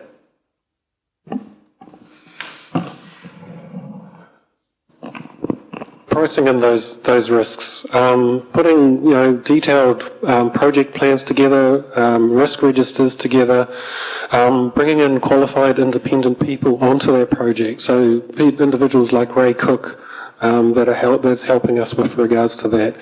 And then once all those systems are in place, actually living and breathing it. So, we do have 2 counsellors on our PSGs. We talk about things warts and alls. We talk about things early. We talk about how we're resolving them, and then when they're closing out.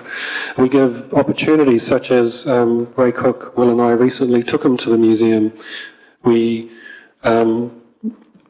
started the walk with the Watson Hughes project manager, and then 15 minutes later Will and I left, and we left Ray, who's an independent with huge experience, for 90 minutes with Watson Hughes. That gave him that opportunity to actually interrogate, to actually get the lay of the land and to get that confidence that you need.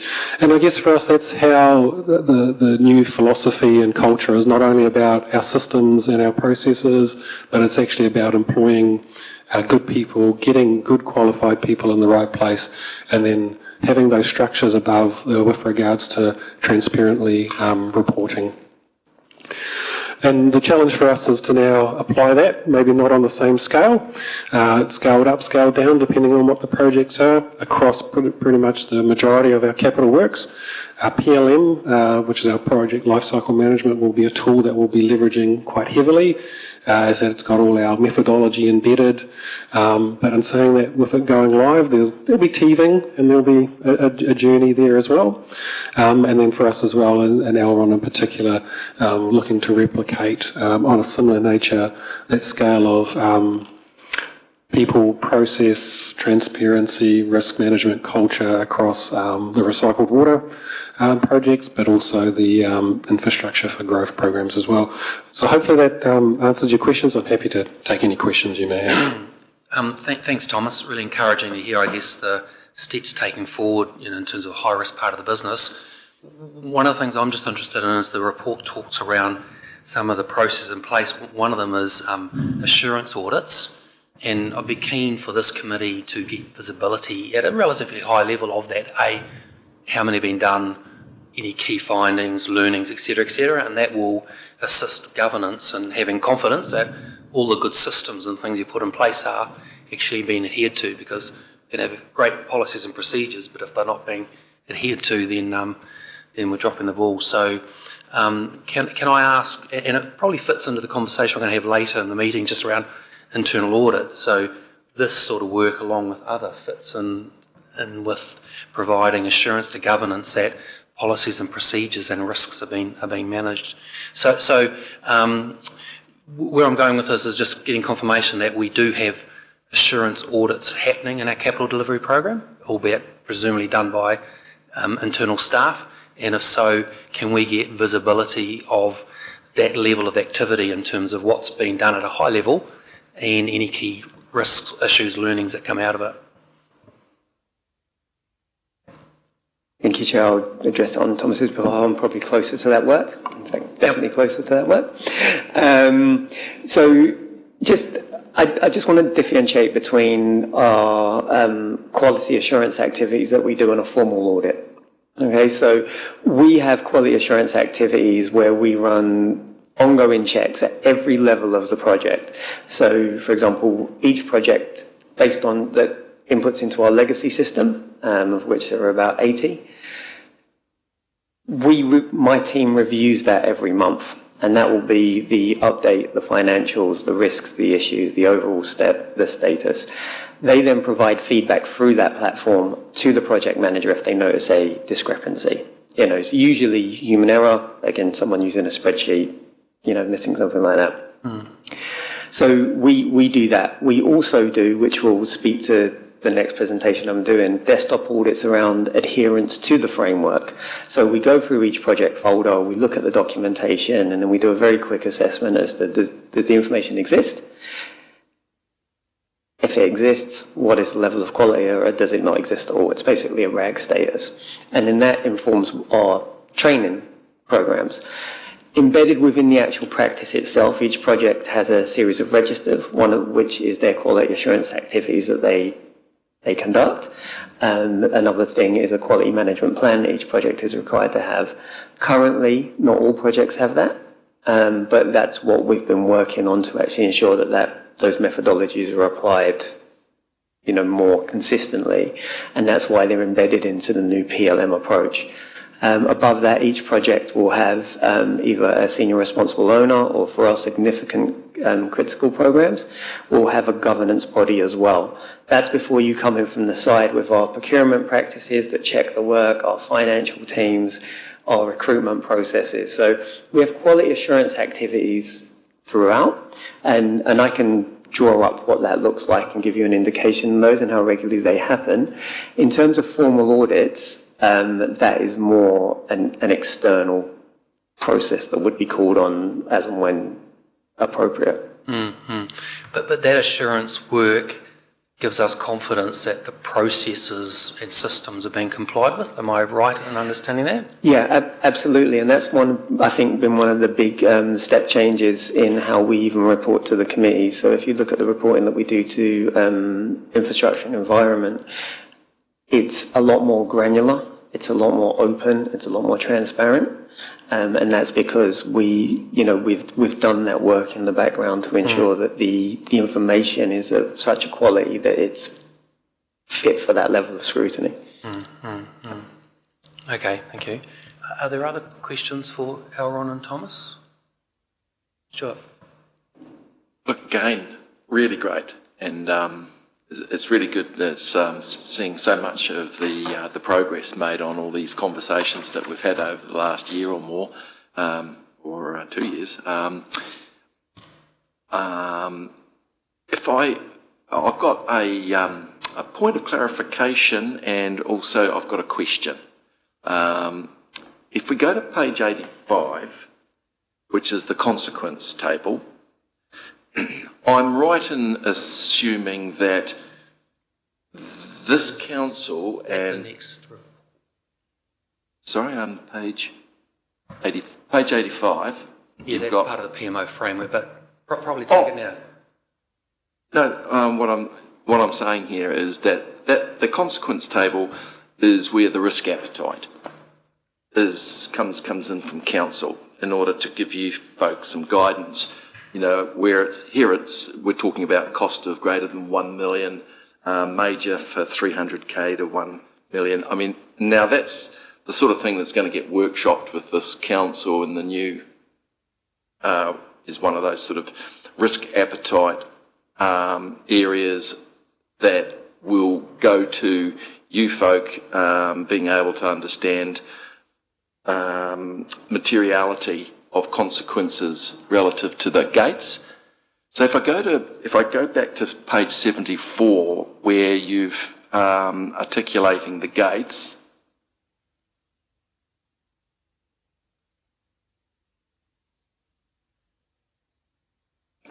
so my question is, do you have a system of categorisation, and I'll liken it to the banks. They have a bad bank. So they have a system where things get transferred to bad bank when they've reached a material component of uncertainty around impacts. And that's going to happen with projects. No, it will. But whether it's happening at Gate 1, Gate 2, that's probably the best place to have it happen, but you certainly don't want it happening at Gate 5 and Gate 6. And that's the point when these things start to gravitate towards this committee as action items. Do you have a underlying, so if you've got every major project in the system, we know where they are, we know what gate they're at, we know their budgets, we know from looking at these particular gates where the projects sit in their maturity, but can we see whether any have been, we'll call it transferred to bad bank, which is, this is the point when things are going south. And that's kind of where this committee wants to be anticipating the things that are going south, as opposed to finding them out once they've been south.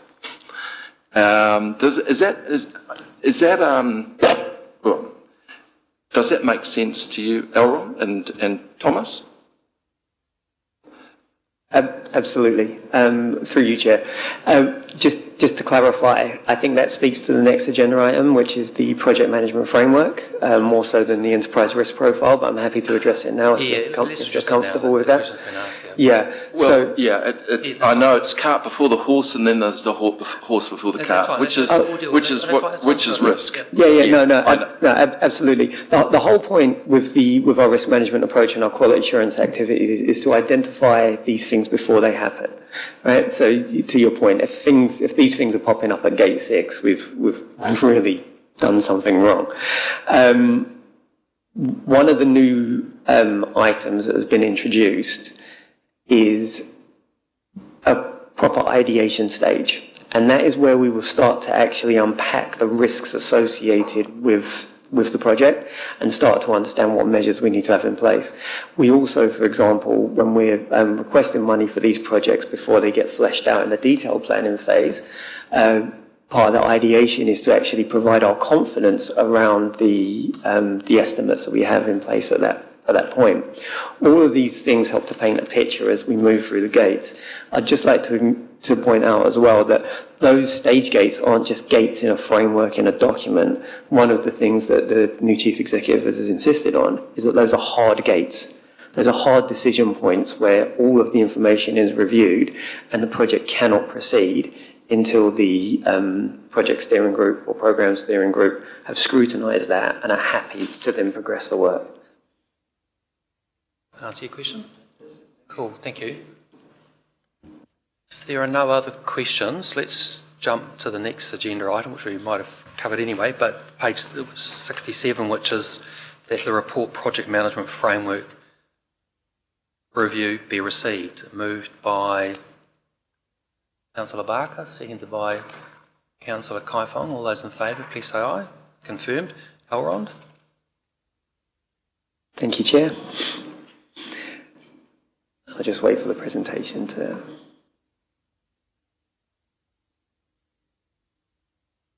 Okay, so I appreciate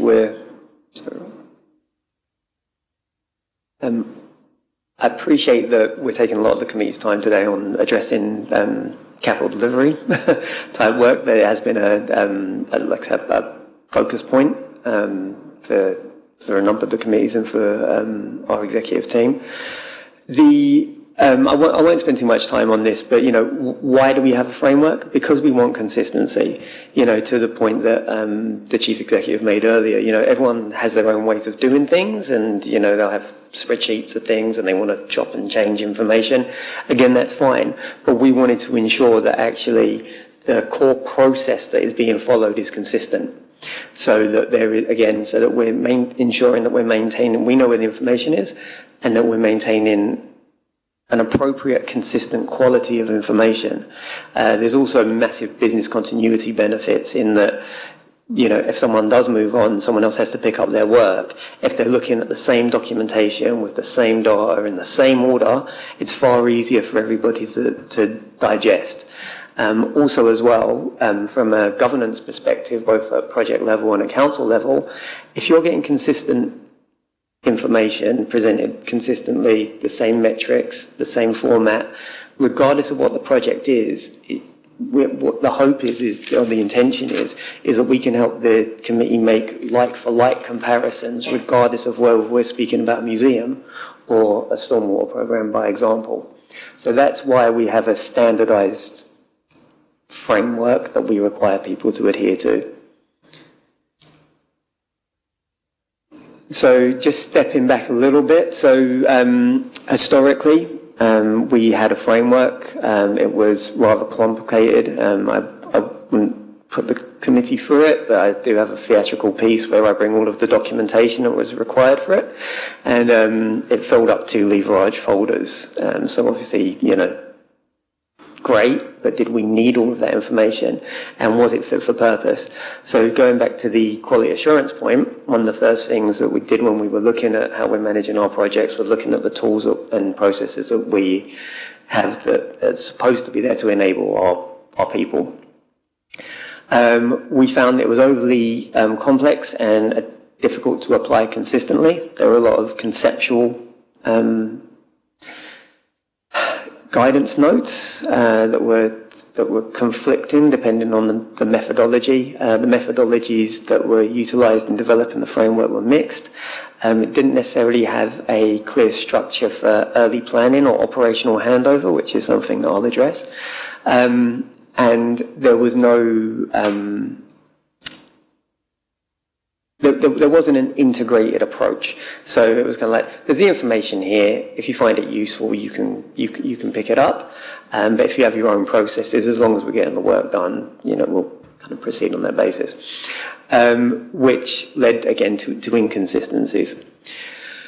Because of all of this, we conducted a desktop review, and we found actually that even, in spite of all of this information being there, there was minimal uptake across the organisation. So the first thing that we did was we updated our tools. I think I've addressed the committees prior. We have dashboards, we have an app that will evolve into the PLM solution. We took a lot of the learnings that we did from developing the current system and applied those to the new solution. The key thing to address with these gates are, so we have the ideation phase. So prior, all people would do a strategic assessment, but that was, again, a little bit hit and miss. Going forward, for projects to be able to be onboarded into the PLM solution, they must go through this ideation process. So the idea is every project proposal is loaded into the system, and then for future LTPs, effectively what you get is you get a list of all of the proposals that are categorised by quite a complex scoring matrix that was developed by the chief executive. And then you get a prioritised list of projects, effectively. And that takes into account, the value, the public consultation, condition assessments, its significant engagements. There are multiple variables that we can walk future committees through. Once your project goes live, we then have this initiation phase, and again, that's really setting up the appropriate accountabilities, the governance. Again, the chief executive has mentioned before that we've implemented RASCI for all of our projects. So who's responsible, who's accountable, who provides support, who do we consult, and who do we inform? And we have a process around doing that. So that's just ensuring that everybody that involved in the project is on the same page and everybody understands where those responsibilities sit. Only at that point can we actually move into the doing of delivery, which is the detailed planning phase. So detailed planning, that's your kind of feasibility, planning, consent, and then you move into execution, which is the physical building. And I think historically, to address the earlier point, that is often when some of the issues come up. and those issues often related to failures in the previous stages. So this new process prevents that from happening. Implementation has been brought in as a standalone gateway because we're not just building things, we need to ensure that they're appropriately brought into operational. So, you could look at, okay, well, I've built the building, there's the keys, and off you go. We actually build those processes into our framework, which is why we have a big focus, for example, in the museum around the operational enablement. So not just, refurbishing wholesale the museum, but, when are we going to have to recruit staff? Is it actually meeting the commercial requirements that we require? Are the maintenance considerations taken into account? So at the point when you're given the keys, all of those other parts are already in play. So we actually take responsibility as part of the actual project delivery now. And then the closure, that's the lessons learned, ensuring that information is properly archived. And going forward, once we're in PLM, the great thing about this solution is that we will effectively be able to have a lessons learned library. So anybody else picking up the next round of ideation, say for example it's a stormwater project, can look in the lessons learned library of all of the lessons that were picked up throughout the delivery of other similar types of projects. And then you get this loop, and then that's how you get this maturity growth over time. It will take time, it will take some annual plan and LTP cycles to achieve, but the system is there and the system is robust. So I appreciate that was a lot. Yeah. Does anybody have any questions? That's great, Aaron, is to just give us confidence of the depth of the system. The one question I've got, your report says a capability uplift and training program is now underway to support embedding this across teams. I mean, you've got some really powerful documentation, process, etc. I guess the question is, how far through that implementation are we, and is it in place for the high risk projects, which I get a sense it is, and is it now the next step to flow it through to a smaller value project? So I just want to get an understanding of how embedded is the approach in the organisation. Absolutely, thank you, Chair. We are in the early stages. The team is still relatively young. We are still recruiting into the team. But one of the things that we've done is that we've reviewed the induction process to anybody being involved in capital delivery, whether they're in my team or not. A key thing to note is one of the KPIs that I've been tasked with and that Thomas has been tasked with is to establish what good looks like through our critical capital projects, and then help actually embed that across the other projects across the organisation. So we've mapped out the training requirements for anybody involved in capital project delivery, from administration to delivery teams, right all the way through to project governance level. There are effectively 3 tranches of work, and we're working with our HR department to actually look at the most appropriate way to roll that out and phase that, because again, it's a significant piece of work. Cool, no thanks. At some point in time it might be appropriate to report back to the committee an update in terms of how that's going. It's really great stuff. The key is to operationalise it. So thank you, Aaron. Are there other questions? Councillor Barker? Thank you, Chair. It probably follows on from what you've just been saying around training and embedding into the organisation. It's probably more with regards to the elected members side, the governance side of the organisation, and maybe this is directed at the CE more, in the induction process for new councillors in general. Could some of this might be helpful for them to understand fully as well, being part of probably some parts of this will be the elected members will be part of as well. So that's just some feedback perhaps in the question. Yeah, thank you, Councillor Barker. So I'll take that absolutely on board. Capital projects are a big part of our business, so naturally will be a big part of the induction for the new council as well. I just want to just caution us though, frameworks are great. They are no guarantee. And it's important that we don't take our eye off the ball, that we have the right behaviours, the right culture, the right tools to support those frameworks. And what those frameworks do is risk minimisation, not elimination. So we're working through it. And then the second thing I'd say is a framework's really hard for people to visualise without an example, which is why the approach of the team has been to really go hard on the museum and turn that into an exemplar, and then use that to roll it out as an example to folks who already have busy lives and busy days, to be able to show how their life can be better and they can be more effective in delivering their capital projects by following a framework.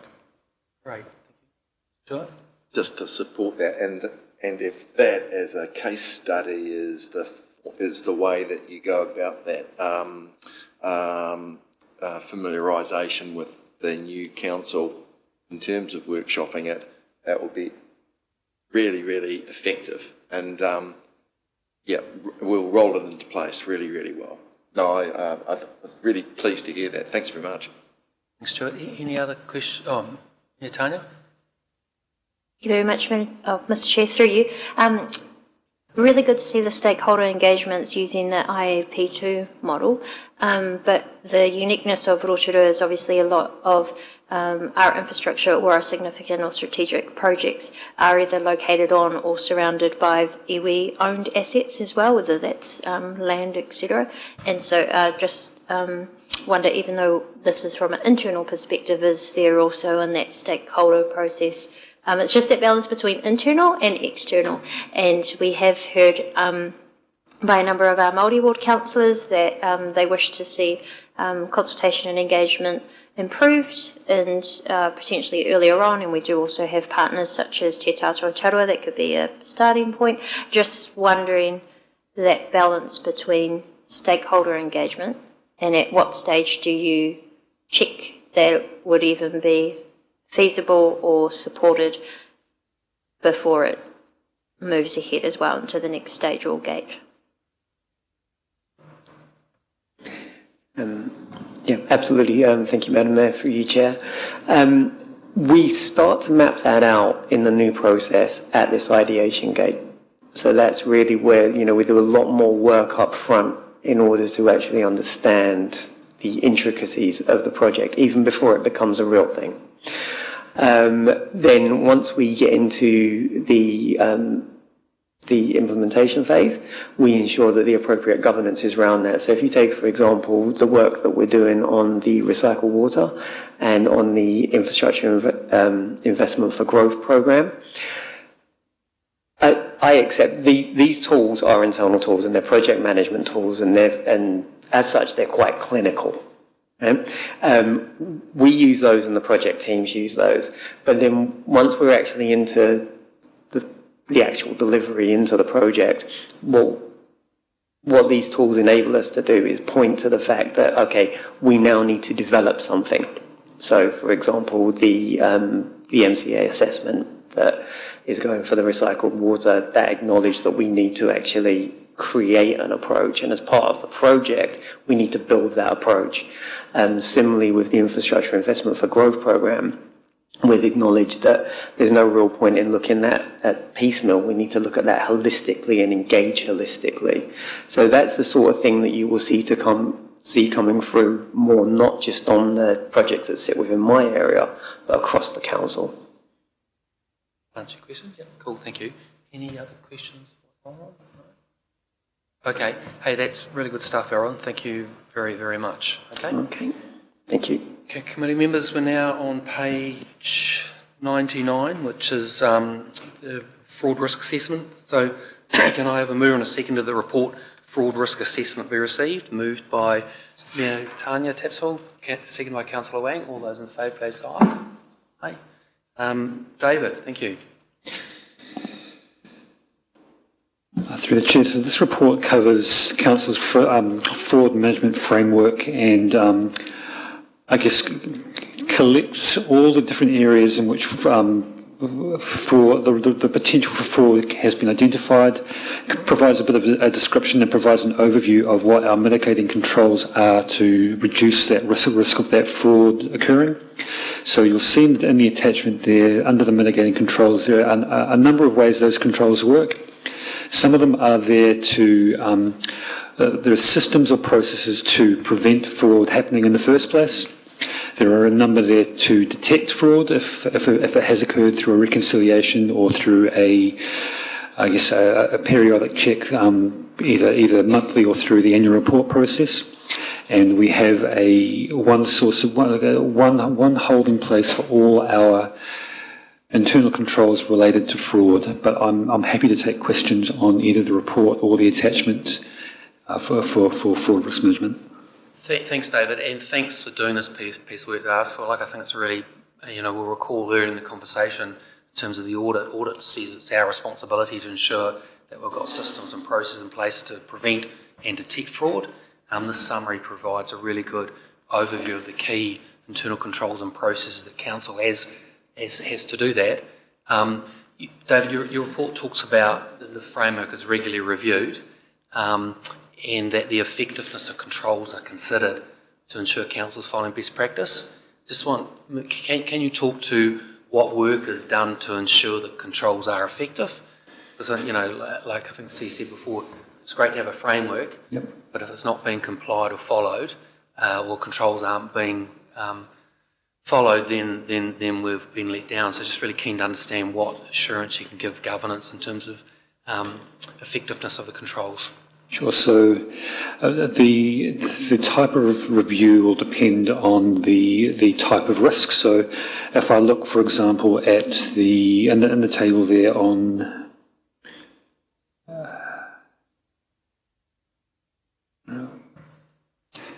page 102 with regards to duplicate invoices. So we have a system within one council that prevents duplicate invoices being paid to the same supplier. That's a system we have in place to prevent fraud. We will go through testing we'll have a sample to test with Audit New Zealand on an annual basis to make sure that control environment remains robust. So that's an example of a control test that we will do annually with Audit New Zealand. Where something like cash handling, it'll be part of our monthly close. So every month before we are prepared to rule off for the month, we will make sure we've done those reviews and checks. Any areas where compliance hasn't been made with the policy will be dealt with, but it's an example of something where we'll check monthly and check that that has been happening. So I guess we do review each of these regularly, just depending on the type of risk and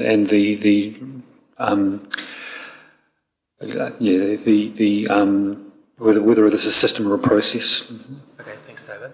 Are there any other questions on this report for David? If not, no, thank you. Good piece of work in terms of summarising, so thank you very much.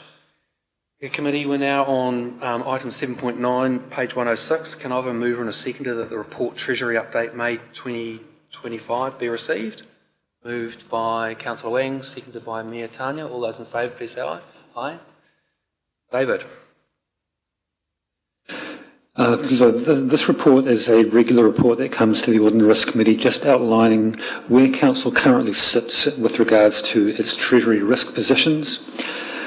With regards to interest rate risk, we are showing as compliant until September 2025. So the intent, our strategy with our PwC, our advisors, with our interest rate risk, once we have our annual plan locked in and our forward debt projection for the year locked in, we'll be in a position to understand our hedging requirements and the best way to structure our borrowing going forward to remain compliant with our interest rate risk.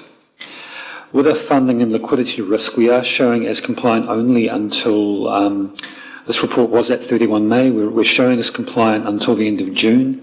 And the way we've addressed that is by we have engaged with the LGFA and borrowed an additional 10 million through June to make sure that we will remain compliant with our funding and liquidity risk beyond July.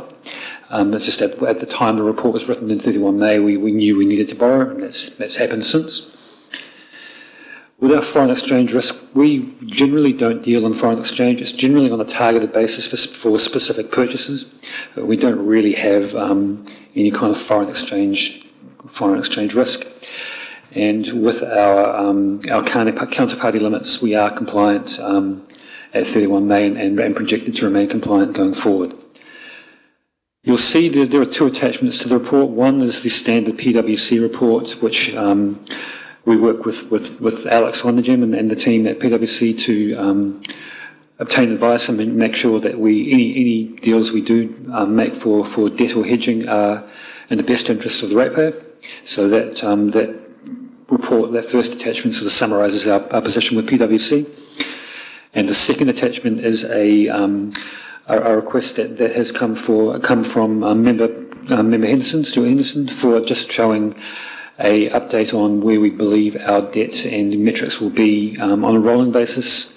So we have our LTP there, but also have a bit of a forward look on and the LTP adjusted for any known changes to debt or those key metrics. So I'm happy to take questions on either the report or either of those two attachments. Thanks, David. And noting we'll have PwC attending our next meeting, like what we do once a year. So thank you. Any questions? Councillor? Just a question around the local waters done well, given we've still got a decision to make about the models. And so the impact of all of this, given we're still up in the air with timing and proposed models, how does this all affect what happens with this? Through the chair, with local water done well, there will be a point where we will need to make some serious decisions around how we structure council's debts with relation to Three Waters. I guess without preempting a decision that's made by council with the decision coming up for our delivery plan. For example, within the consultation document, the preferred option was to remain in-house for 3 years and move to a CCO after. If that was to be adopted, then we would have 3 years to package up that Three Waters debt, create a treasury policy for a CCO to tag any specific external debt that would be transferred over and arrange that with the LGFA, but that is not currently in train until we have a decision on where we are headed with local water done well as our council. A forward work plan action is as things move along in terms of updating, absolutely. Stuart? Thanks, David. Firstly, I really want to congratulate you, and the report, from my perspective, is just really good. I'm getting a real holistic overview, can see where things are tracking, and as we know, there are big decisions coming up, but in the meantime, you're running a business and you're managing risks on what is known. And I really liked the inclusion, if you can put that up front, that for me is a great hedgeway into being able to sort of ask a couple of questions, but it's good to see how on a rolling basis your debt forecast is looking on what is known, and sure, that will change as things progress, and certainly with the Three Waters, but it also changes and it reflects, importantly, it really reflects real-time management looking forward at what is happening with the capital work program, because it's the capital work program that really does dictate the timing around your net debt. And this is really great. I just really like to thank you very much for the team for doing that. I only have a couple of clarifications and maybe one question off the back of it. I also see that you pushed out your key liquidity facility, which is what gives this council the majority of its 10% buffer, and that was the 3-year. You pushed that out for 3 years with the bank, 45 million facility. That was was it done at pretty much the same terms and conditions pricing wise? I think from memory through the negotiations, it came in marginally lower, so we were able to sharpen the pencil a little on the margin, and that was extended by virtue to our CCOs as well. You should have mentioned that, and we could have given you another bouquet. Well done on that. And The only question I have is, and hopefully this might get addressed by yourselves and PwC in September, at the last meeting, and that is just the strategy that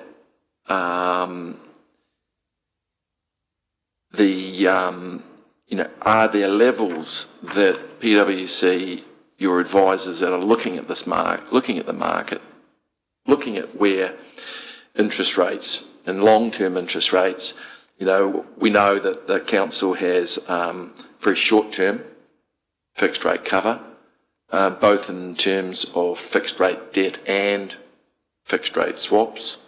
We know that there's been a reasonable reason that the uncertainty of what that debt is going to look like in the future and making decisions that might come back and be difficult to shift and change. But notwithstanding that, and notwithstanding Three Waters, this council will have a significant amount of core debt going forward. And I term that intergenerational debt. And we don't actually really have anything beyond 5 years. I'd really be keen on an understanding of what the strategy is. It's not about, we're waiting until interest rates are low. Well, what does that mean? What does that mean? I'd be very keen to have a really good, broad strategy that is indicating at what point is it good for this council to be doing longer-term borrowing from LGFA to increase its weighted average funding. Yes, I know the good reasons for why we're keeping it short, but that's not to say where we're going, and it'd be very, very good if we could, at that meeting, have a fundamental strategy to indicate what they would be instructing, or not instructing, advising you and the team to be watching out for, because you're not in the business of watching interest rates every day, and that's why you've got advisors. And that would be the only thing that I would ask is what's the plan B if we breach the policy because interest rates in their volatility don't meet expectations. So what is the plan B? Yeah. Thanks. Very happy to include that as part of the presentation with Alex in the next meeting. Thanks, David. Stuart, that covers off your questions. That's good. Cool. Thank you. Thanks, David. I think you're up next as well. So, committee, we're now on page 117, which is kind of a mover and a seconder that the report key accounting estimates and judgments be received. Moved by Mayor Tapsell, seconded by Councillor Barker. All those in favour, please say aye. Aye. David. So apologies if you're getting sick of watching me out the front of the room, but this paper is for this paper is to give the committee an oversight of the key accounting estimates and judgments we will be using for the upcoming annual report. So a couple of important things for this annual report. Firstly, with our asset revaluations. So as David Walker covered in his report, we are valuing our fine art and library heritage collection, as well as our landfill land and buildings. So what this first section of the report shows is the progress on those valuations. So our fine art has been valued by an independent valuer. He is a specialist. He is recognised as an expert valuer from Te Papa in Wellington. So he flew up, it's been a little while since we have had a valuer on site physically inspecting and looking at all the art collections. In previous evaluation cycles, just due to things being moved off site when the museum was closed, it has previously been more of a desktop valuation. So it's the first time in a long time we've had somebody on site physically looking at the works. So that was a big milestone for us. And you can see there are some movements in the art collection of about $2.5 million increase in value. Our landfill land and buildings are being valued by Becca, and we've received a preliminary copy of their report this week that we're just reviewing and finalising before we accept in preparation for audit when they arrive next week. Secondly, with regards to asset impairment, so we are required every year before we start the annual report to look at our asset base and identify any assets we think are impaired or reaching the end of their lives quicker than we had thought they should. We had one asset that we brought separately and confidential, which we'll talk through shortly, but other than that particular paper, there are no other significant impairments identified to date, but we will work through that process with Audit over the next several months. Thirdly, in there is just a list of our asset useful lives. So, for any committee members who are interested in what our assumptions are when we build things or buy things, or how long we expect them to last for, there's a table there that sort of encapsulates that information. Just a reminder to councillors, to committee members, that we are required each year to do a bit of a review of our debtors and make an adjustment for anything we're going to write off. So we'll need to do that as part of the annual report, and anything we deem to be uncollectible or meets the criteria to be written off will be written off during the annual report. We have under number 5.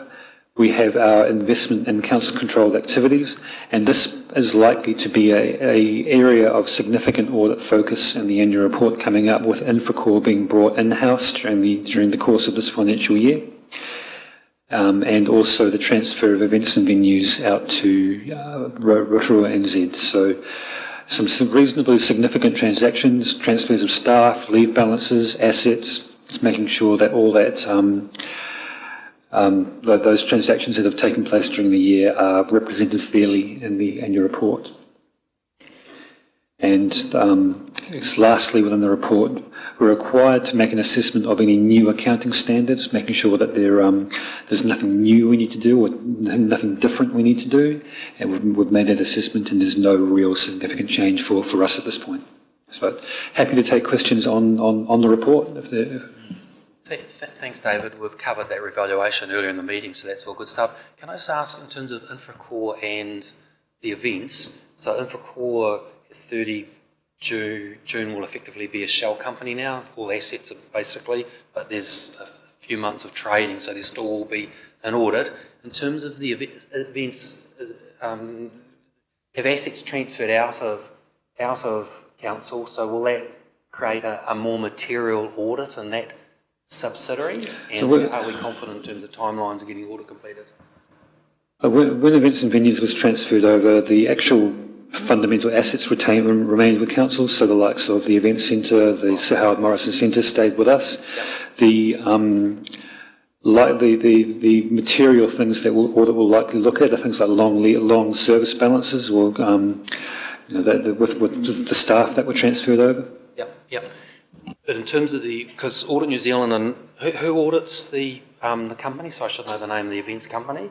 It's sorry?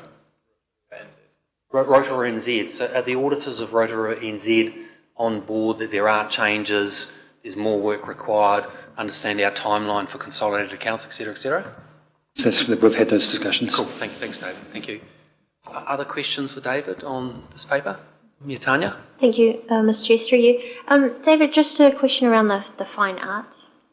49,971,000 is quite a lot. Now, it does say this coverage for the total replacement of art and artefacts owned by council, but I am aware that we also, in our storage facility, hold or may look after a number of other significant artefacts or pieces of art. Are they insured independently?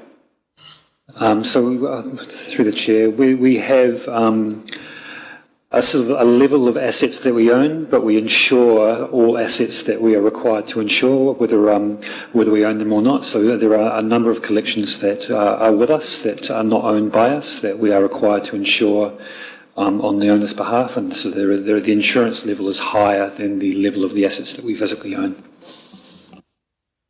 That's your question? Just, sorry, supplementary to that. I asked the question, I saw the amount on the insurance for fine arts as being 50 million, and I was thinking, whoa, and then it was explained when we went back to see that actually it's going to be revalued at 22. The difference is what is lent to council by iwi and public that we're obliged to insure for effectively showing it. So it was such a big amount. I asked that question of David just before the meeting. Picked up the same thing. Thanks, Stuart. Mayor Tapson. Councillor Kaifong? Just on that point, may not be for this committee, but is there a strategic review of the holdings, and like if we're having to insure at 50 million and we're not sure that, because we're just putting them in a cupboard, is that appropriate? Or if we've got pieces that perhaps could be sold or something else, I think it's perhaps a discussion for another day, but I think it would be timely given we've got a museum exhibition to be looking at and to be funding and to be looking at what are the things that are currently in storage that come out. See, you picked that up. Conversation for another day. Are there any other questions on this paper? If not, hey, thanks, David. Good paper. Thank you very much. Can we now move to page 121? And a mover and a second to the report insurance program overview be received. Moved by Councillor Wang, seconded by Mayor Tapsell. All those in favour, please say aye. Aye. Invite David and Robert to talk to the paper. Just conscious of time, we'll take it as read. If there's any key points you want to raise. Sure. So just a reminder to Council that we renew our insurance generally in every November. We go to market for reinsurance. With the movement in November gone was not materially significant. So premiums, so for example, our material damage and business interruption went up 2%, which was pretty good. We do have a piece of work underway with BOPLAS for some loss modelling work, understanding what our exposure is in certain circumstances. But I think generally we had a pretty good result from our negotiations last November, and we I'm happy to take any questions on the report. Thanks, David. Are there any questions from the committee? No, it's clear. Hey, thank you. On that basis, then we can move to item 7.12 on page 124. Can I have a mover and a seconder that the report, internal audit and assurance be received? Moved by Mayor Tapsell, seconded by Councillor Wang. All those in favour, please say aye. Aye. David. This report has been brought to Audit and Risk to cover the way that Council addresses its risk and assurance functions. So I guess by way of background, the terms of reference for the Audit and Risk Committee include the responsibility to agree the scope of the internal review program in conjunction with the Chief Executive. This paper sort of outlines our approach to internal assurance and the use of external experts on limited assurance reviews to date. And I guess the theme of the report is that Council does not currently have an internal audit program, and we use Council's preference to date has been to use specific external experts to deliver limited assurance reviews to give Council the assurance over its processes and financial rigour that things are being followed and are in the that best practice is being followed.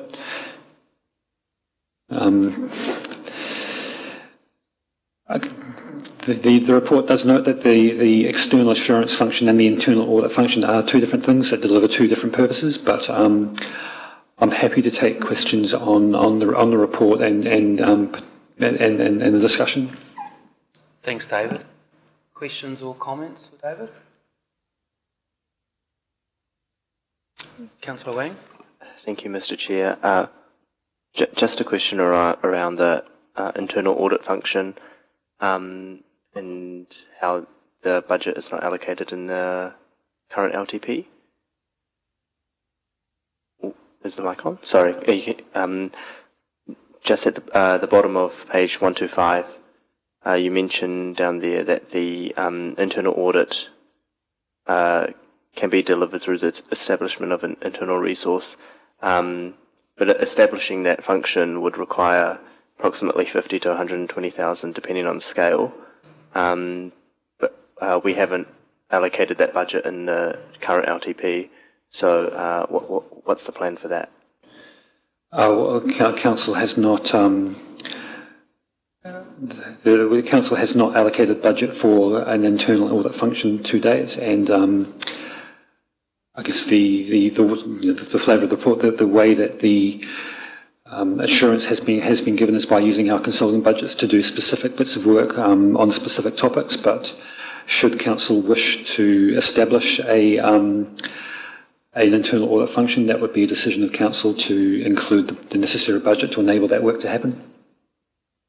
If I can just add to that, Councillor Wang, when we picked up this annual plan, you'll recall what we were doing is largely taking the long-term plan with some very specific decisions of council to address specific questions. This wasn't one of those items where council directed us to increase the budget or to allocate any further resources. So as this report says, we haven't got that within the long-term plan. What we are trying to explain, though, is that there are a series of other assurance functions that we already carry out. We've talked about capital project delivery. We've talked about Audit and Audit New Zealand's role in auditing our mandatory disclosures and our financial statements. We've talked about PwC as our Treasury advisor and the assurance they provide us.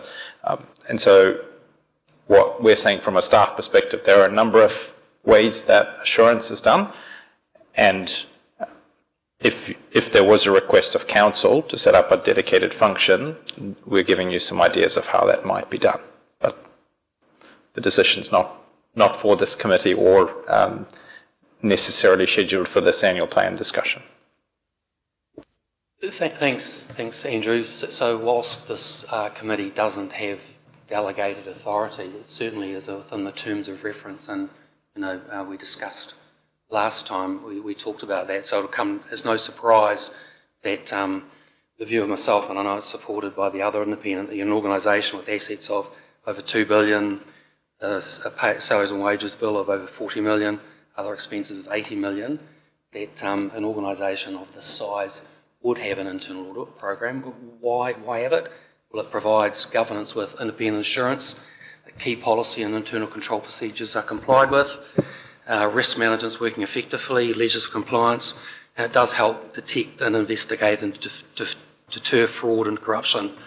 And whilst I acknowledge there are pieces of work that are being done that provide that assurance, I think that might be piecemeal in terms of an overall assurance program. Just looking across the sector, within the Waikato, 8 of the councils have an internal audit program, 7 of them via a shared service contract through the Waikato LAS. The largest council, HCC, is their own.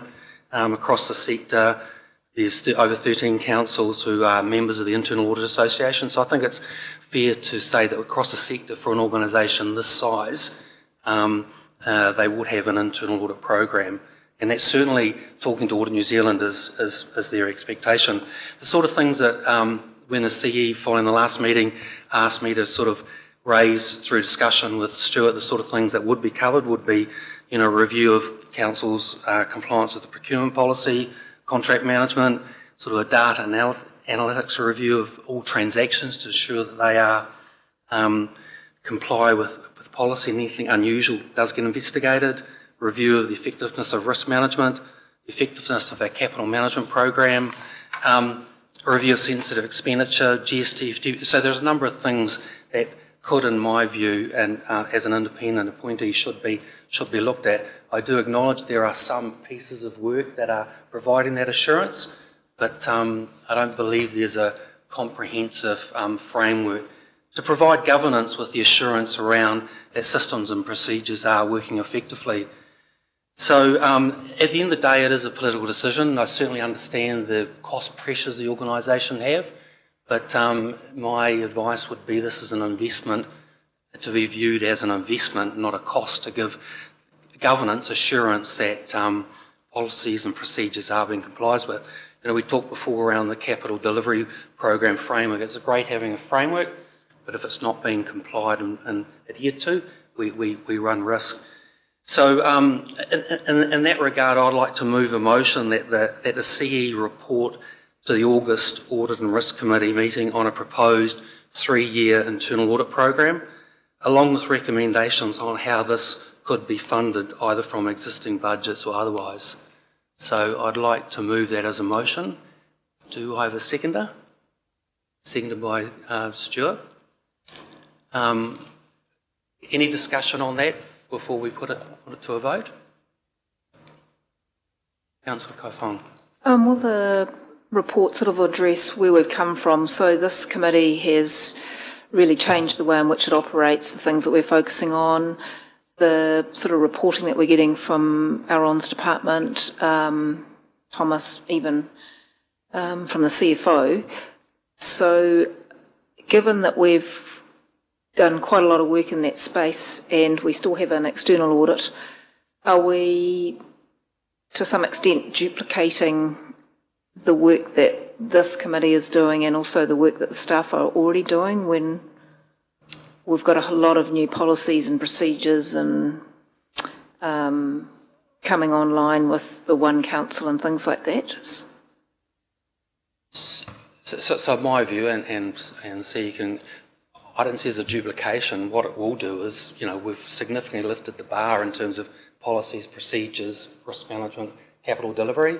What internal audit would do is provide assurance that those procedures, policies have actually are being implemented effectively and providing governance that assurance. So I don't necessarily see it as duplication, but I do take the point that the CE raised that there are pieces of work that are happening. The work in terms of the review of OPEX contracts, there are other pieces of work to do. In my view, that forms part of a program. So if we looked at a 3-year program of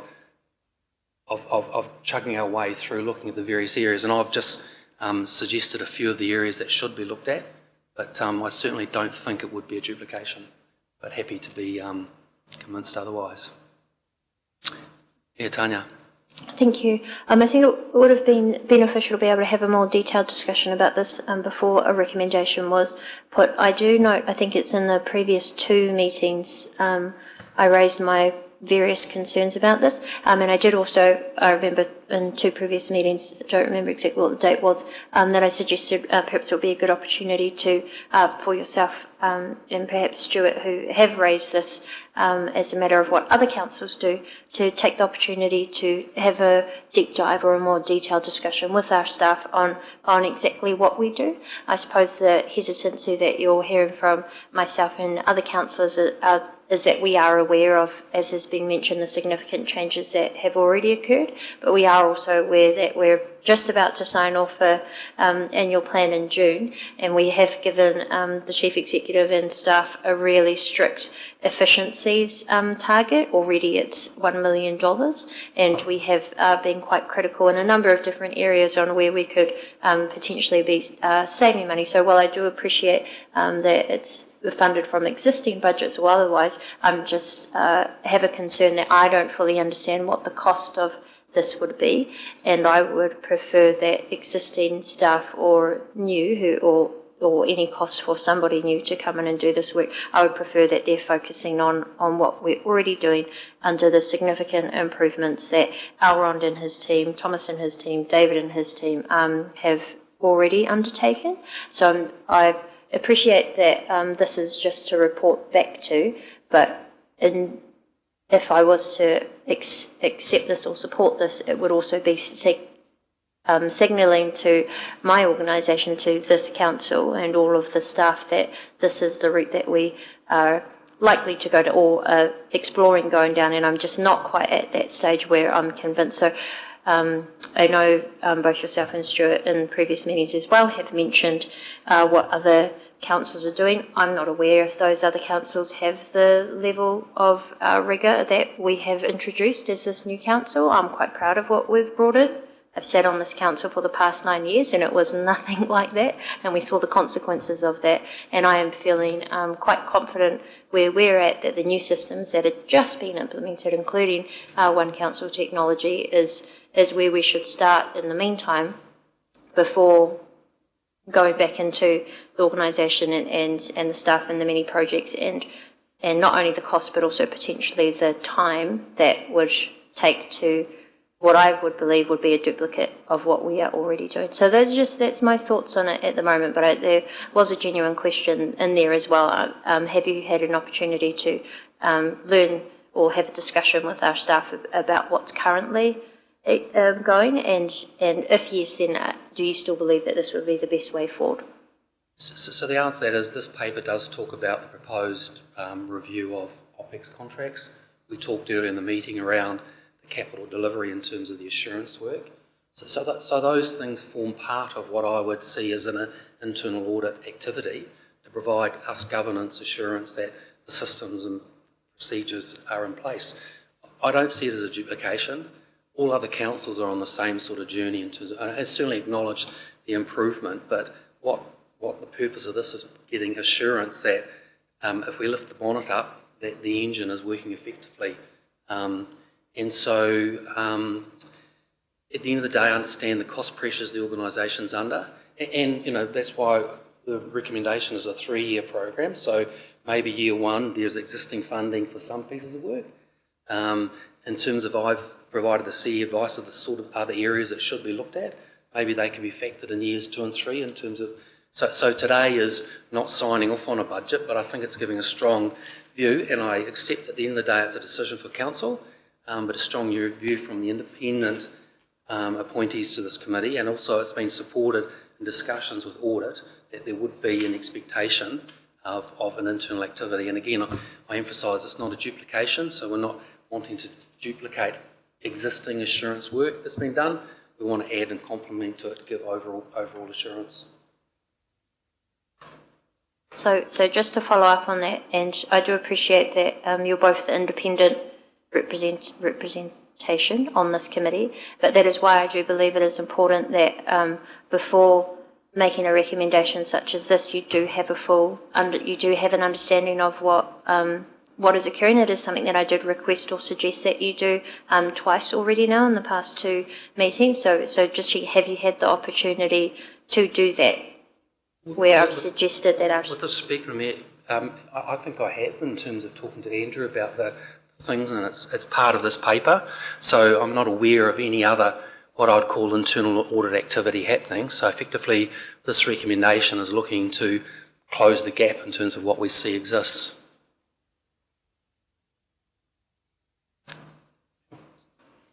I might, through you, Mr. Chair, just want to, just reflecting on your words, you're talking about giving governance assurance, and I wonder if it's appropriate that I take to council the full suite of assurance works that we are already doing, and as part of that, council can consider whether they've got a view that council this committee. So, my understanding of governance of the work of council is council, but sure, it's within our terms of reference. But if you want to take us out of the play, that's fine. Like, isn't that any recommendation from here would go to council, but it shouldn't come via here. But at the end of the day, it's council's decision. So, I'm just wondering that we're all asking for the same thing. There just seems to be a slight, perhaps a bit of confusion in this term, internal audit. So I look at, when we're talking to David in Audit New Zealand, that's the external audit,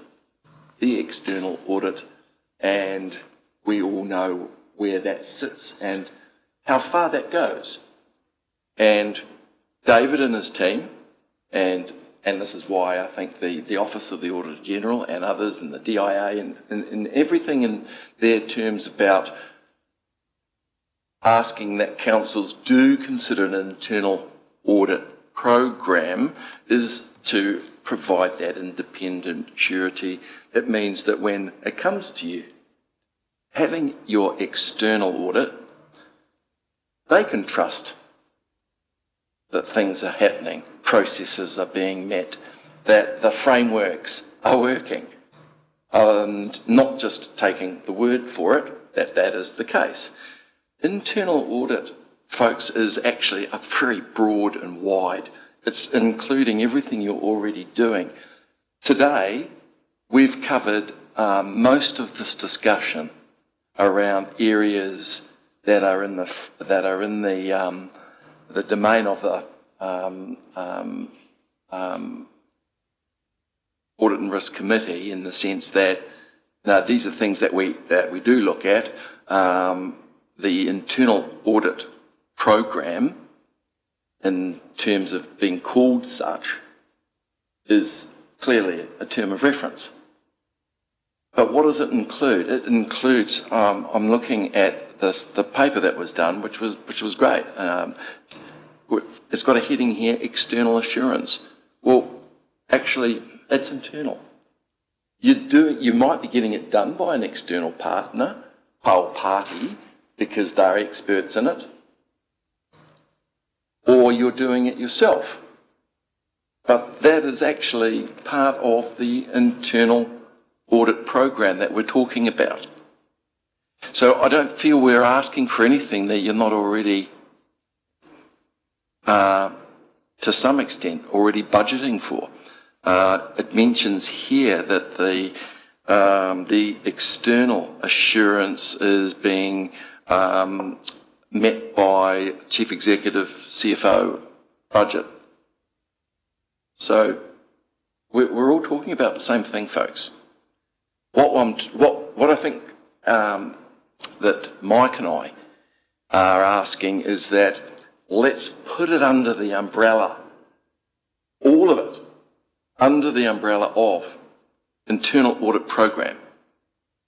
And then that will dovetail into everything we've already seen, the presentation from Elron with regard to risk, that question that I had about being able to push the risk management out beyond the current year and to the cycle, because there will be things in internal audit that will not need to be reviewed annually or 3 yearly. Some of them can be 5 yearly. This is all part of that whole umbrella.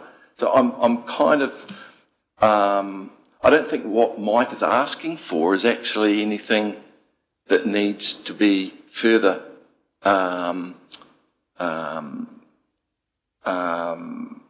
researched, to the extent that I think the Chief Executive knows the answers to it all, because the programs are already in there. We can actually see the skeleton and the framework of an internal audit program. And what Mike and I are really keen to see is that there is at least somebody that is coordinating it to the point where, in order to have that independence, the real independence, that there can be that line, that the function of these checks, these spot checks that you've mentioned, they have a way of going dotted line through, usually to the chair of the Audit and Risk Committee. And it's just a way of preserving independence in terms of things that can be fully grouped as internal. So I don't think we are looking at duplication. We're not looking at asking for anything more than we've already got. What we're really trying to say is, can we just systemise it as an umbrella and call it an internal audit program, and know that the person that is running that has the responsibility of ensuring that the program is meeting the schedule that is prioritised, and it is annually renewed, it's annually reviewed, and it's always reviewed with the new council as well. But I don't think that what Mike has moved, frankly, is an issue. That's right. And we're just going to basically be, as we have done for 4 meetings, dancing around the handbag, I'm sorry to say.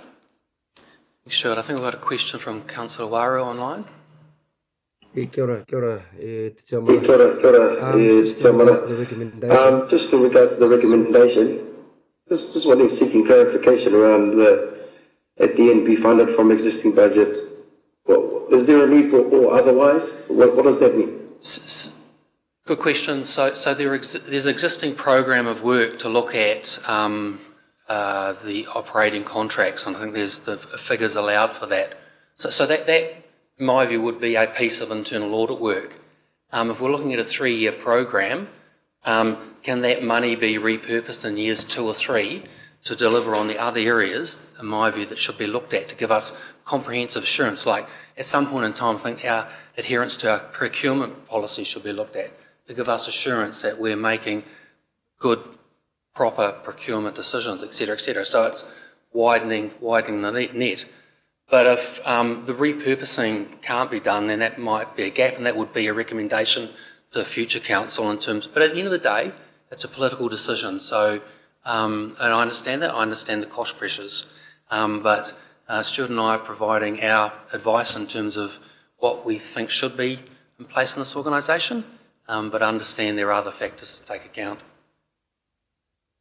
So thank you for the clarification. Yep. Yeah.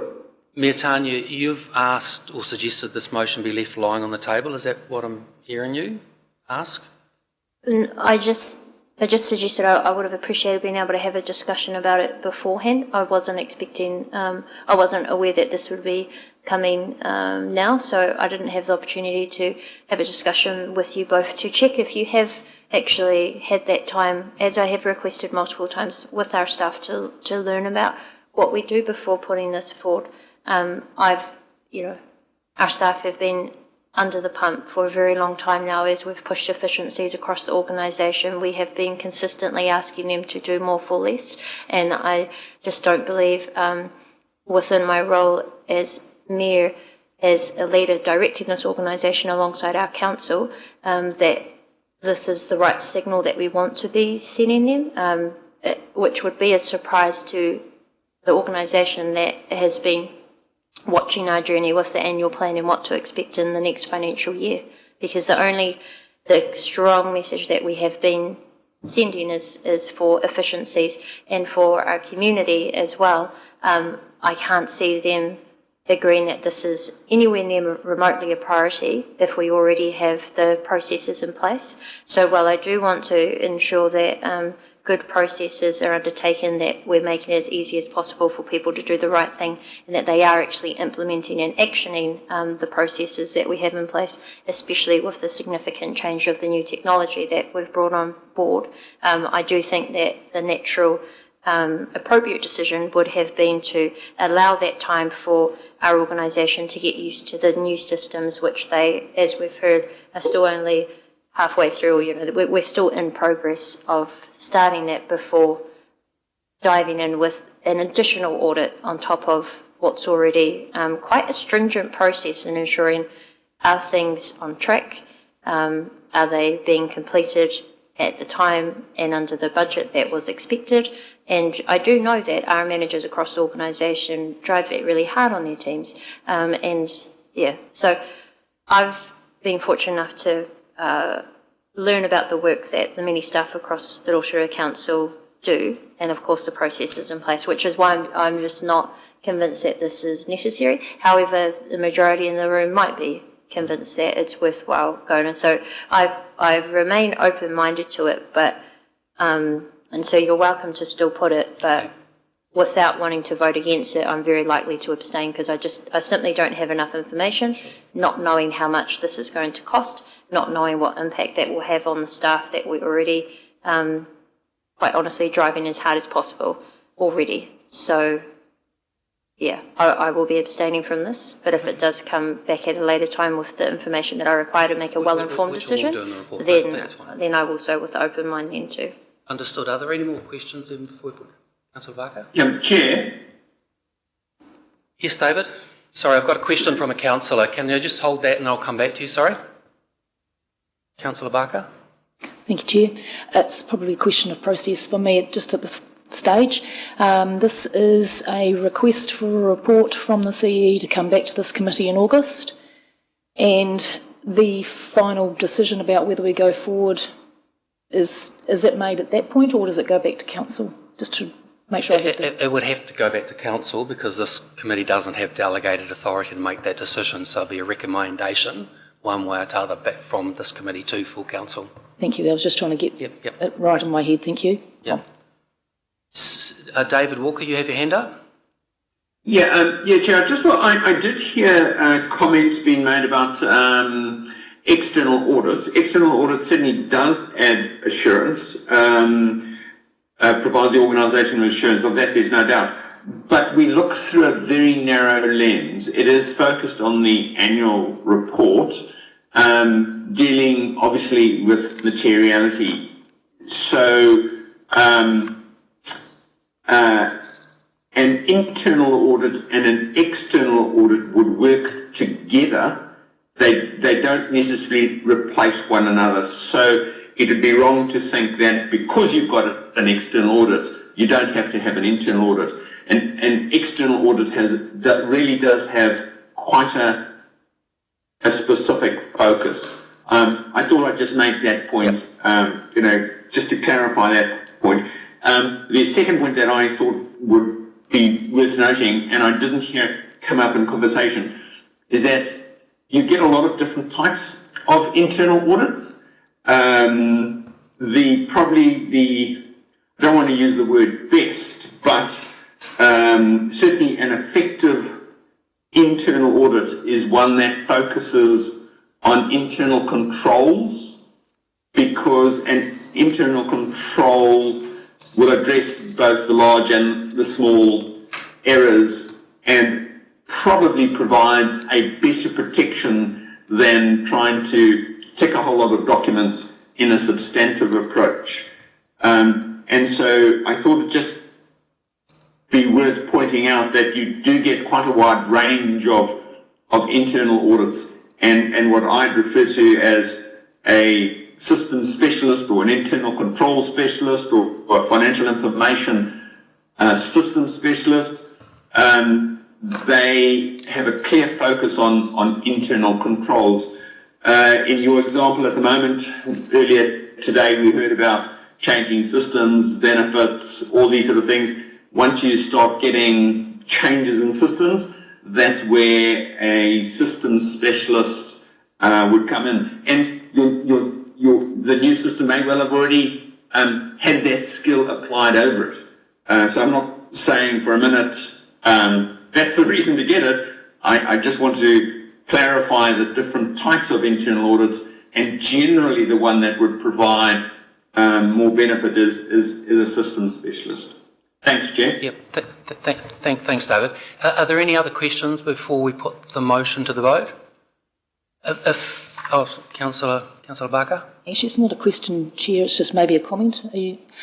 I take on board what Mayor Tapsell said about the extensive amount of work that's gone on throughout the organisation to put in place new policies and procedures and checks and measures.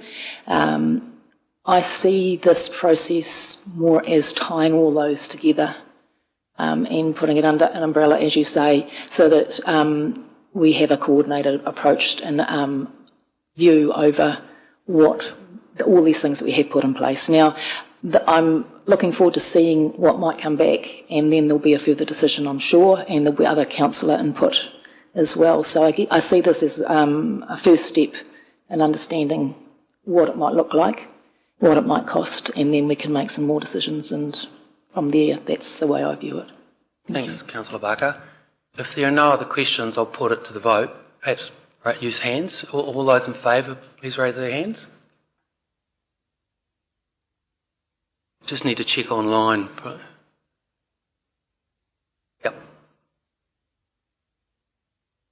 Those against? And the Mayor's abstaining. Understood. Yeah, thank you. Okay, thank you. Apologies, I've had some students waiting for me since 4 o'clock, so I'm going to leave now, but thank you. Thanks, Ms. Oh, sorry, Councillor Brown, we missed your vote, sorry. Apologies. Hands up. In favour. I'm in favour. Thank you. Okay, councillors, if we're moving now, we're moving to the public excluded. So if I could get a mover and seconder that the Audit and Risk Committee resolved to exclude the public on the grounds contained in section 48.1 of the Local Government Official Information Meeting Act, and that consideration has been given to the public interest to the above items, and the officer's advice is that the above reasons for confidentiality outweigh the public interest in these matters. Moved by Councillor Waru, seconded by Councillor Wang. All those in favour, please say aye. So we'll just take a minute before